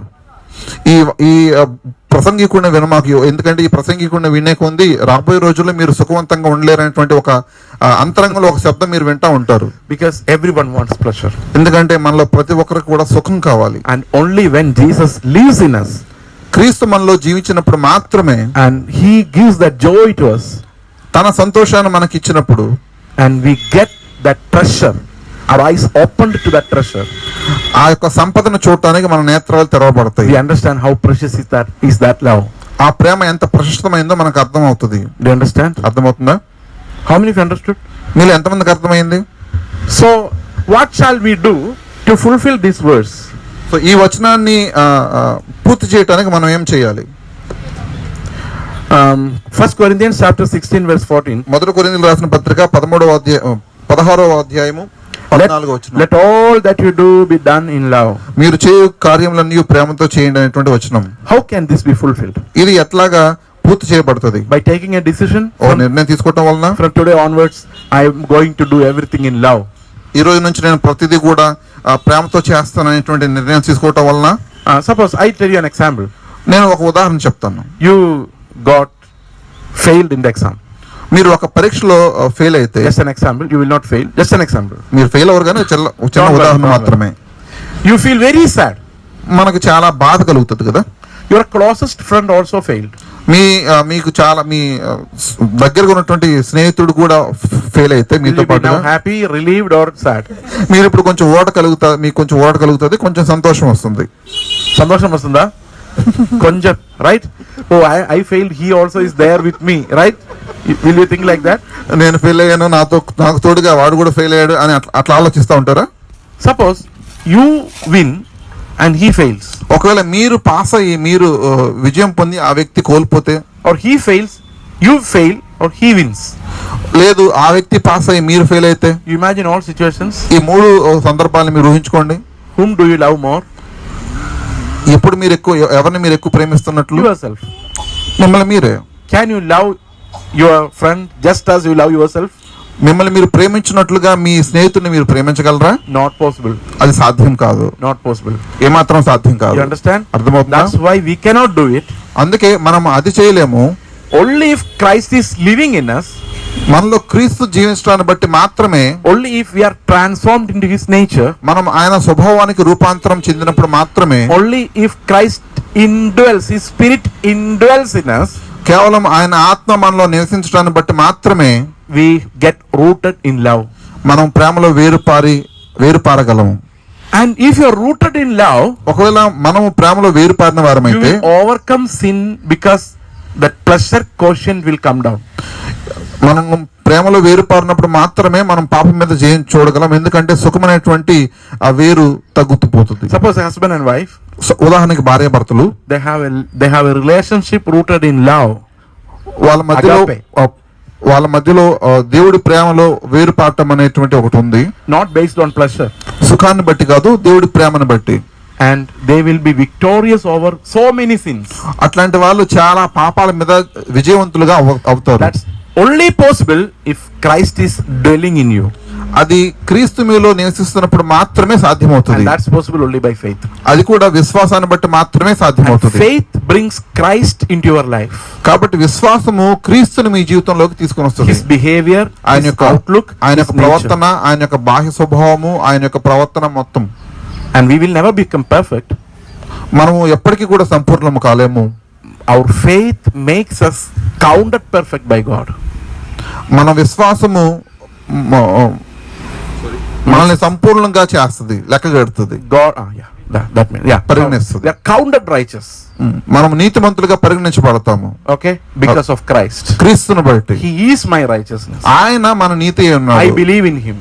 మనం ఆయన యందు విశ్వాసం ఇస్తున్నాం. and my belief is credited to me as righteousness. మన విశ్వాసానికి నీతి అనేటువంటి లబ్ధి చేకూరుతుంది. he is my sanctification. ఆయన నాకు పరిశుద్ధతనై ఉన్నాడు. when I believe in him, ఆయన యందు నేను విశ్వాసం he lives in me. ఆయన నా యందు జీవించడం వల్ల and I am counted sanctified. దానివల్ల నేను పరిశుద్ధుడిగా పరిగణించబడతాను. each day I move further and further into his nature. ఇట్లాగా రోజువారీ జీవితంలో మనం ఆయన యొక్క స్వభావంలోకి క్రమక్రమంగా ముందుకు వెళ్ళగలం. the whole thing is reflected in Ephesians chapter 3, that continuing those verses. అంతా కూడా ఎఫెసీయులకు రాసిన పత్రిక 3వ అధ్యాయం మిగతా వచనాల్లో That prayer includes all these things I told you. మిగతా వచనం నేను చెప్పినటువంటి మిగతా వచనంలో ప్రతిబింబిస్తూ ఉంది. And what's the final point in that prayer? ఆ ప్రార్థనలో చివరి అంశం ఏంటి? Read verse 19, 20. 19-20 వచనాలు చదువుదామా? ఎఫెసీయులకు రాసిన పత్రిక 3వ అధ్యాయము 19-20 వచనం. జ్ఞానమునకు మించిన క్రీస్తు ప్రేమని తెలుసుకొనుటకును. Yeah, what is that? Love of God that that's beyond human logic, beyond human wisdom. జ్ఞానమునకు మించిన క్రీస్తు ప్రేమని That అంటే ఏంటి? surpasses human wisdom. What's that? జ్ఞానమునకు మించినటువంటి క్రీస్తు ప్రేమ అంటే ఏంటి? Someone may tell you, మీకు ఎవరైనా చెప్పొచ్చు, don't go with that brother. ఆ సహోదరుడితో వెళ్ళమాకు, That brother is a cheater. ఆ సహోదరుడు మోసగాడు అని చెప్పొచ్చు. I will బహుశా say, నేను చెప్తాను, I know, నాకు తెలుసయ్యా, but God loved me. కానీ దేవుడు నన్ను ప్రేమించాడు. I was worse. నేను దౌర్భాగ్యుడిగా ఉన్నప్పటికీ, And so even if he's bad, నేను దౌర్భాగ్యుడిగా ఉన్నప్పటికీ కూడా దేవుడు నన్ను ప్రేమించాడు కాబట్టి I'm not afraid. ఆ వ్యక్తి దౌర్భాగ్యుడు అయినప్పటికీ నేను భయపడను. My wisdom says, నా జ్ఞానం చెప్తా ఉంది, stay away from me. ఆ వ్యక్తి నుంచి దూరంగా వెళ్తూ ఉండమని. But Christ in me says, నాలో ఉన్నటువంటి క్రీస్తు చెప్తాడు, I died for him also. నేను ఆ వ్యక్తి కోసం కూడా చనిపోయినని. Do you understand? అర్థమవుతుందా? So then we get a love that surpassing human wisdom. జ్ఞానమునకు మించినటువంటి ప్రేమ మనం తెలుసుకున్నప్పుడు, This is, don't confuse this love with boy girl love. ఈ ప్రేమ ఆడపిల్లలు మగపిల్లల మధ్యలో ఉండేటువంటి ప్రేమతో మీరు confuse అవ్వమాకండి. That's a completely different thing. అది పూర్తిగా భిన్నమైనటువంటి విషయం. That's not even anything concerning agape. అది ఏమాత్రం కూడా దేవుడి ప్రేమతో సంబంధం లేనిది. That's a biological thing. అది శారీరక సంబంధమైనటువంటి ప్రేమ. That's a natural biological process. అది ప్రకృతి సంబంధమైనటువంటి భౌతికమైనటువంటి ప్రేమ. Don't say if someone tells a girl beware of that boy, he is addicted to drugs and all, he say, oh, I have love that surpasses human wisdom. బహుశా మీ దగ్గర మీ అమ్మాయిల దగ్గరికి ఎవరైనా ఒక తన స్నేహితురాలు వచ్చి ఆ అబ్బాయిని ప్రేమించమాకు, అబ్బాయి చూడమాకు, వాడు మత్తు పదార్థాలకి బానిసయ్యాడని చెప్పినప్పుడు, లేదు జ్ఞానానికి మించినటువంటి ప్రేమ నా హృదయంలో ఉందని మాత్రం చెప్పమా. That's not జ్ఞానానికి మించిన ప్రేమ, that's జ్ఞానానికి మించిన వికారం, that passion. అది జ్ఞానానికి మించిన ప్రేమ కాదు, అది జ్ఞానానికి మించినటువంటి వ్యామోహం. See, that's a biological process. అది భౌతికమైనటువంటి జీవ ప్రక్రియలో ఉండేటువంటి భాగం అది. And don't confuse it with agape. దీన్ని దేవుడి ప్రేమతో మీరు confuse అవ్వమాకండి. Okay, and that's where people make mistakes. సాధారణంగా మనం ప్రజలైన వాళ్ళం అక్కడే పొరపాటు చేస్తూ ఉంటాం. And you don't have to look at a person's condition to love him. మీరు ఒక వ్యక్తిని ప్రేమించడానికి ఆ వ్యక్తి యొక్క స్థితిని చూడాల్సిన అవసరం లేదు. Just look at him and say, oh Lord, it's no longer I but Christ. ఆ వ్యక్తి వైపు చూసి కేవలం ప్రభువా ఇది నేను కాదు నువ్వే అని చెప్పవచ్చు. I need to love him as you loved me. మీరు నన్ను ప్రేమించినట్లు ప్రభువా నేను అతన్ని ప్రేమించాలని మీరు చెప్పగలరు. And that's the point which God wants to raise us to. మనల్ని దేవుడు ఆ స్థాయికి తీసుకెళ్లాలని అనుకుంటున్నాడు. And God is not satisfied with a lesser point. దేవుడు తక్కువ స్థాయిని బట్టి, మనం ఉండేటువంటి తక్కువ స్థాయిని బట్టి దేవుడు సంతృప్తికరంగా ఉండడు. You understand? అర్థమవుతుందా? He always wants Christ standard in us.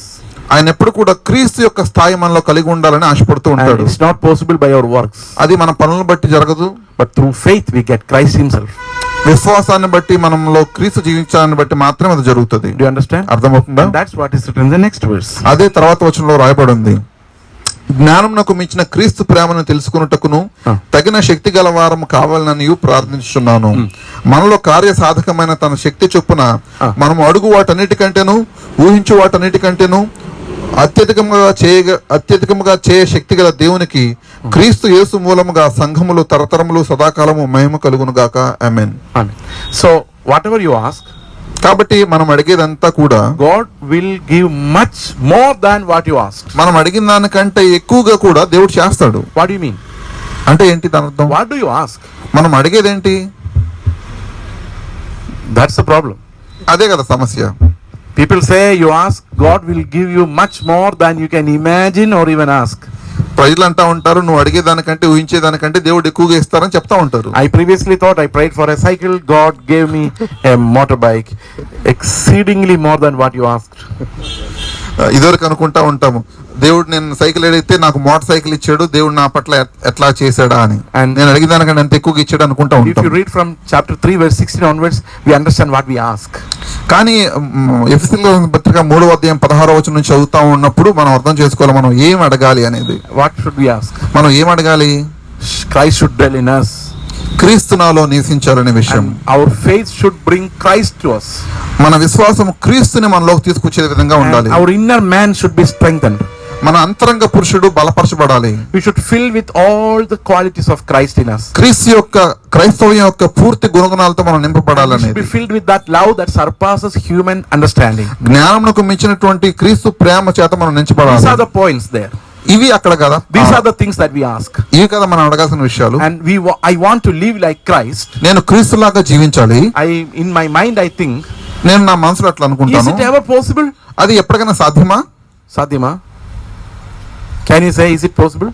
చెప్పగలరా అది సాధ్యమని? If you are looking with your brain, it's impossible. మీ మనసుతో ఆలోచించినప్పుడు అది చాలా అసాధ్యంగా But అనిపిస్తుంది. Paul promises you. కానీ పౌలు మీకు వాగ్దానం చేస్తా ఉన్నాడు. Suppose this is Christ's ఒకవేళ ఇది క్రీస్తు స్థాయి అయితే, this is how much you can imagine. ఒకవేళ ఇంతవరకు మనం ఊహించగలిగినట్లయితే, anyway God will give you much more than you imagine or even pray for. కాబట్టి మీరు ఊహించిన ఈ స్థాయి కంటే ఎక్కువగా కూడా, అంటే క్రీస్తు స్థాయికి దేవుడు మీకు చేయగలని పౌలు చెప్తా ఉన్నాడు. May not be up to that much. అంత ఎక్కువ స్థాయి కాకపోవచ్చు కానీ before that we will die. దానికంటే ముందే మనం చనిపోవచ్చు. But how much you imagine and pray, కానీ మనం ప్రార్థించే దానికంటే ఎక్కువగా, how much you can pray, మనం ప్రార్థిస్తున్నంతగా much more than that God can give you. దానికంటే ఆ స్థాయి కంటే ఎక్కువగా క్రీస్తు దేవుడు మనకి ఇస్తాడని. Faith life is a rich life. కాబట్టి విశ్వాస జీవితం అనేది సంపన్నమైనటువంటి జీవితం. But it's Christ riches. కానీ అది క్రీస్తు సంపదతో నిండుకుంది. And you cannot say I cannot love him. మీరు అనొచ్చు ఆ వ్యక్తి నేను ప్రేమించను. I cannot love her. ఆ వ్యక్తి నేను ప్రేమించనని చెప్పొచ్చు. Because you are poor. ఎందుకంటే మీరు దరిద్రులు ప్రేమ విషయంలో. కాబట్టి Christ in you, you are rich to love anyone. ఒకవేళ క్రీస్తు మీలో ఉన్నట్లయితే మీరు ప్రేమ విషయంలో సంపన్నులుగా ఉంటారు. How do you obey this verse that's inscribed here? మన ఫస్ట్ మీద రాయబడినటువంటి 1 కొరింథీయులు 16-14 వచనానికి మనం ఎట్లాగా విధేయత చూపించగలము? Tell me how? No longer I, but Christ lives in me. His love is different from my expressions. Okay? ఎట్లాగా దానికి నీవు విధేయత చూపించగలము? ఇక మీద నేను కాదు, నాలో జీవించేటువంటి క్రీస్తు అనేటువంటి దాన్ని బట్టి మాత్రమే. And at the very same time, when we are rooted in love, we are also defeating sin, because sin has its roots in pleasure. పాపం యొక్క వేరు సుఖంలో వేరుపారుంది కాబట్టి మనం ప్రేమ అనే దాని ద్వారా పాపం మీద జయవంతులం కాగలము. Do you understand? అర్థమవుతుందా? Okay, so we shall close for the time being, right? So సమయాన్ని బట్టి ఇప్పటికి ముగిద్దాము. Okay, what did we understand? ఇప్పుడు దాకా మనం ఏం అర్థం చేసుకున్నాం? There's nothing good in us. మనలో ఏమాత్రం మంచి లేదు. Again and again you should listen to it. మరలా మనం దాన్ని వింటూ ఉండాలి. You know why? Because sometimes you may come to think, oh, I have done certain good things, now I am better than yesterday. కొన్నిసార్లు మనకు అనిపిస్తూ ఉంటుంది, కొన్ని మంచి విషయాలు చేస్తూ ఉన్నప్పుడు నేను నిన్నటికంటే కొంచెం మంచిగానే ఉంటాను అనిపిస్తూ ఉంటుంది. Better than yesterday. నిన్న కంటే మంచిగానే ఉన్నాను. కుడ్ బి అయ్యుండొచ్చు. But you are not won an approval from God. కానీ దీని విషయంలో దేవుడి నుంచి మీకు ఆమోద ముద్ర లభించదు. బై యువర్ మెరిట్ మీ యొక్క మార్కులను బట్టి, స్థాయిని బట్టి, ఓన్లీ బై గ్రేస్, కృప ద్వారా బట్టి మాత్రమే మీకు ఆమోద ముద్ర వస్తుంది. Still very short of Christ. మనం ఇంకా క్రీస్తుకు వెనకబడి ఉన్న వాళ్ళము. You understand? అర్థమవుతుందా? Still accepted by grace. ఇంకా కృప చేత మాత్రమే అనుమతించబడిన వాళ్ళము. And Christ's immense riches we can use in this earth, and also we get it as an inheritance in heaven if we have faith in him. ఆయన యందు మనం విశ్వాసం ఉంచడం వల్ల ఆయన ప్రేమ యొక్క సర్వ సంపదలు మనం పరలోకంలో కూడా పొందగలము, పరలోకానికి వెళ్ళే విధంగా చేయగలము. And the loving nature is not something that we make with our decision, but the loving nature comes to you when Christ dwells in you. ప్రేమించేటువంటి స్వభావం మన నిర్ణయాలను బట్టి మనం చేయగలిగేది కాదు, కానీ క్రీస్తు మనలో జీవించడాన్ని బట్టి జరిగేది. Shall we pray? ప్రార్థన చేసుకుందామా? How many prayer points did you get today? ఎన్ని ప్రార్థన అంశాలు ఇప్పుడు మనకు వచ్చినాయి? That God will give exceedingly more. మనం అడుగు వాటికంటే చేయగలిగినటువంటి ఎన్ని ప్రార్థన అంశాలు, ask or imagine. మనం అడుగు దానికంటే ఊహించు వాటికంటే ఎక్కువగా చేయగలిగినటువంటి ఎన్ని ప్రార్థన అంశాలు ఇప్పటిదాకా మనం చూసాము. Pray. ప్రార్థన చేద్దాం. Shall someone pray? మీరు ఎవరైనా ప్రార్థన చేయగలరా? Pray. ప్రార్థన చేయండి. పరిశుద్ధ ప్రేమ కలిగిన తండ్రి యేసయ్యానికి వందనాలు ప్రభువా. క్రీస్తు ప్రేమను మాలో నిలిపిన దేవానికి వందనాలు. నువ్వు అడుగు వాటి కంటే ఊహించు వాటికంటే ఎక్కువ మాకు ఇస్తాను దేవా, నీకు వందనాలు.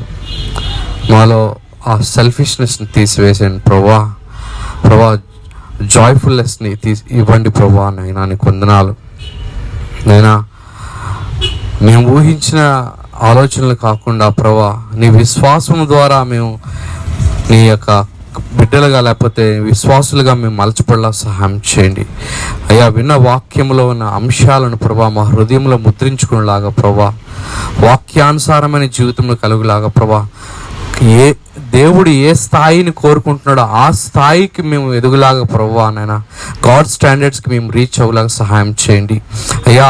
మా ఆలోచనల స్టాండర్డ్స్ కాదు కానీ, లేకపోతే ఇతరులు మెప్పించడానికి కాదు కానీ ప్రభా, వాక్యానుసారమైన యొక్క లోతైన విషయాల కొరకు ప్రభా, క్రీస్తు ప్రేమలో ప్రభా నైనా నీ యొక్క విశ్వాసము ద్వారా ప్రభా నీ కృపను పొందుకునేలాగా మమ్మల్ని బలపరచమని ప్రభా, ఊహించు వాటికంటే ఎక్కువ ఇస్తానన్నదివా నీకు వందనాలు చెల్లిస్తూ మీరే మహిమ పొందమని యేసు నామమున అడుగుచున్నాం తండ్రి. ఆమేన్.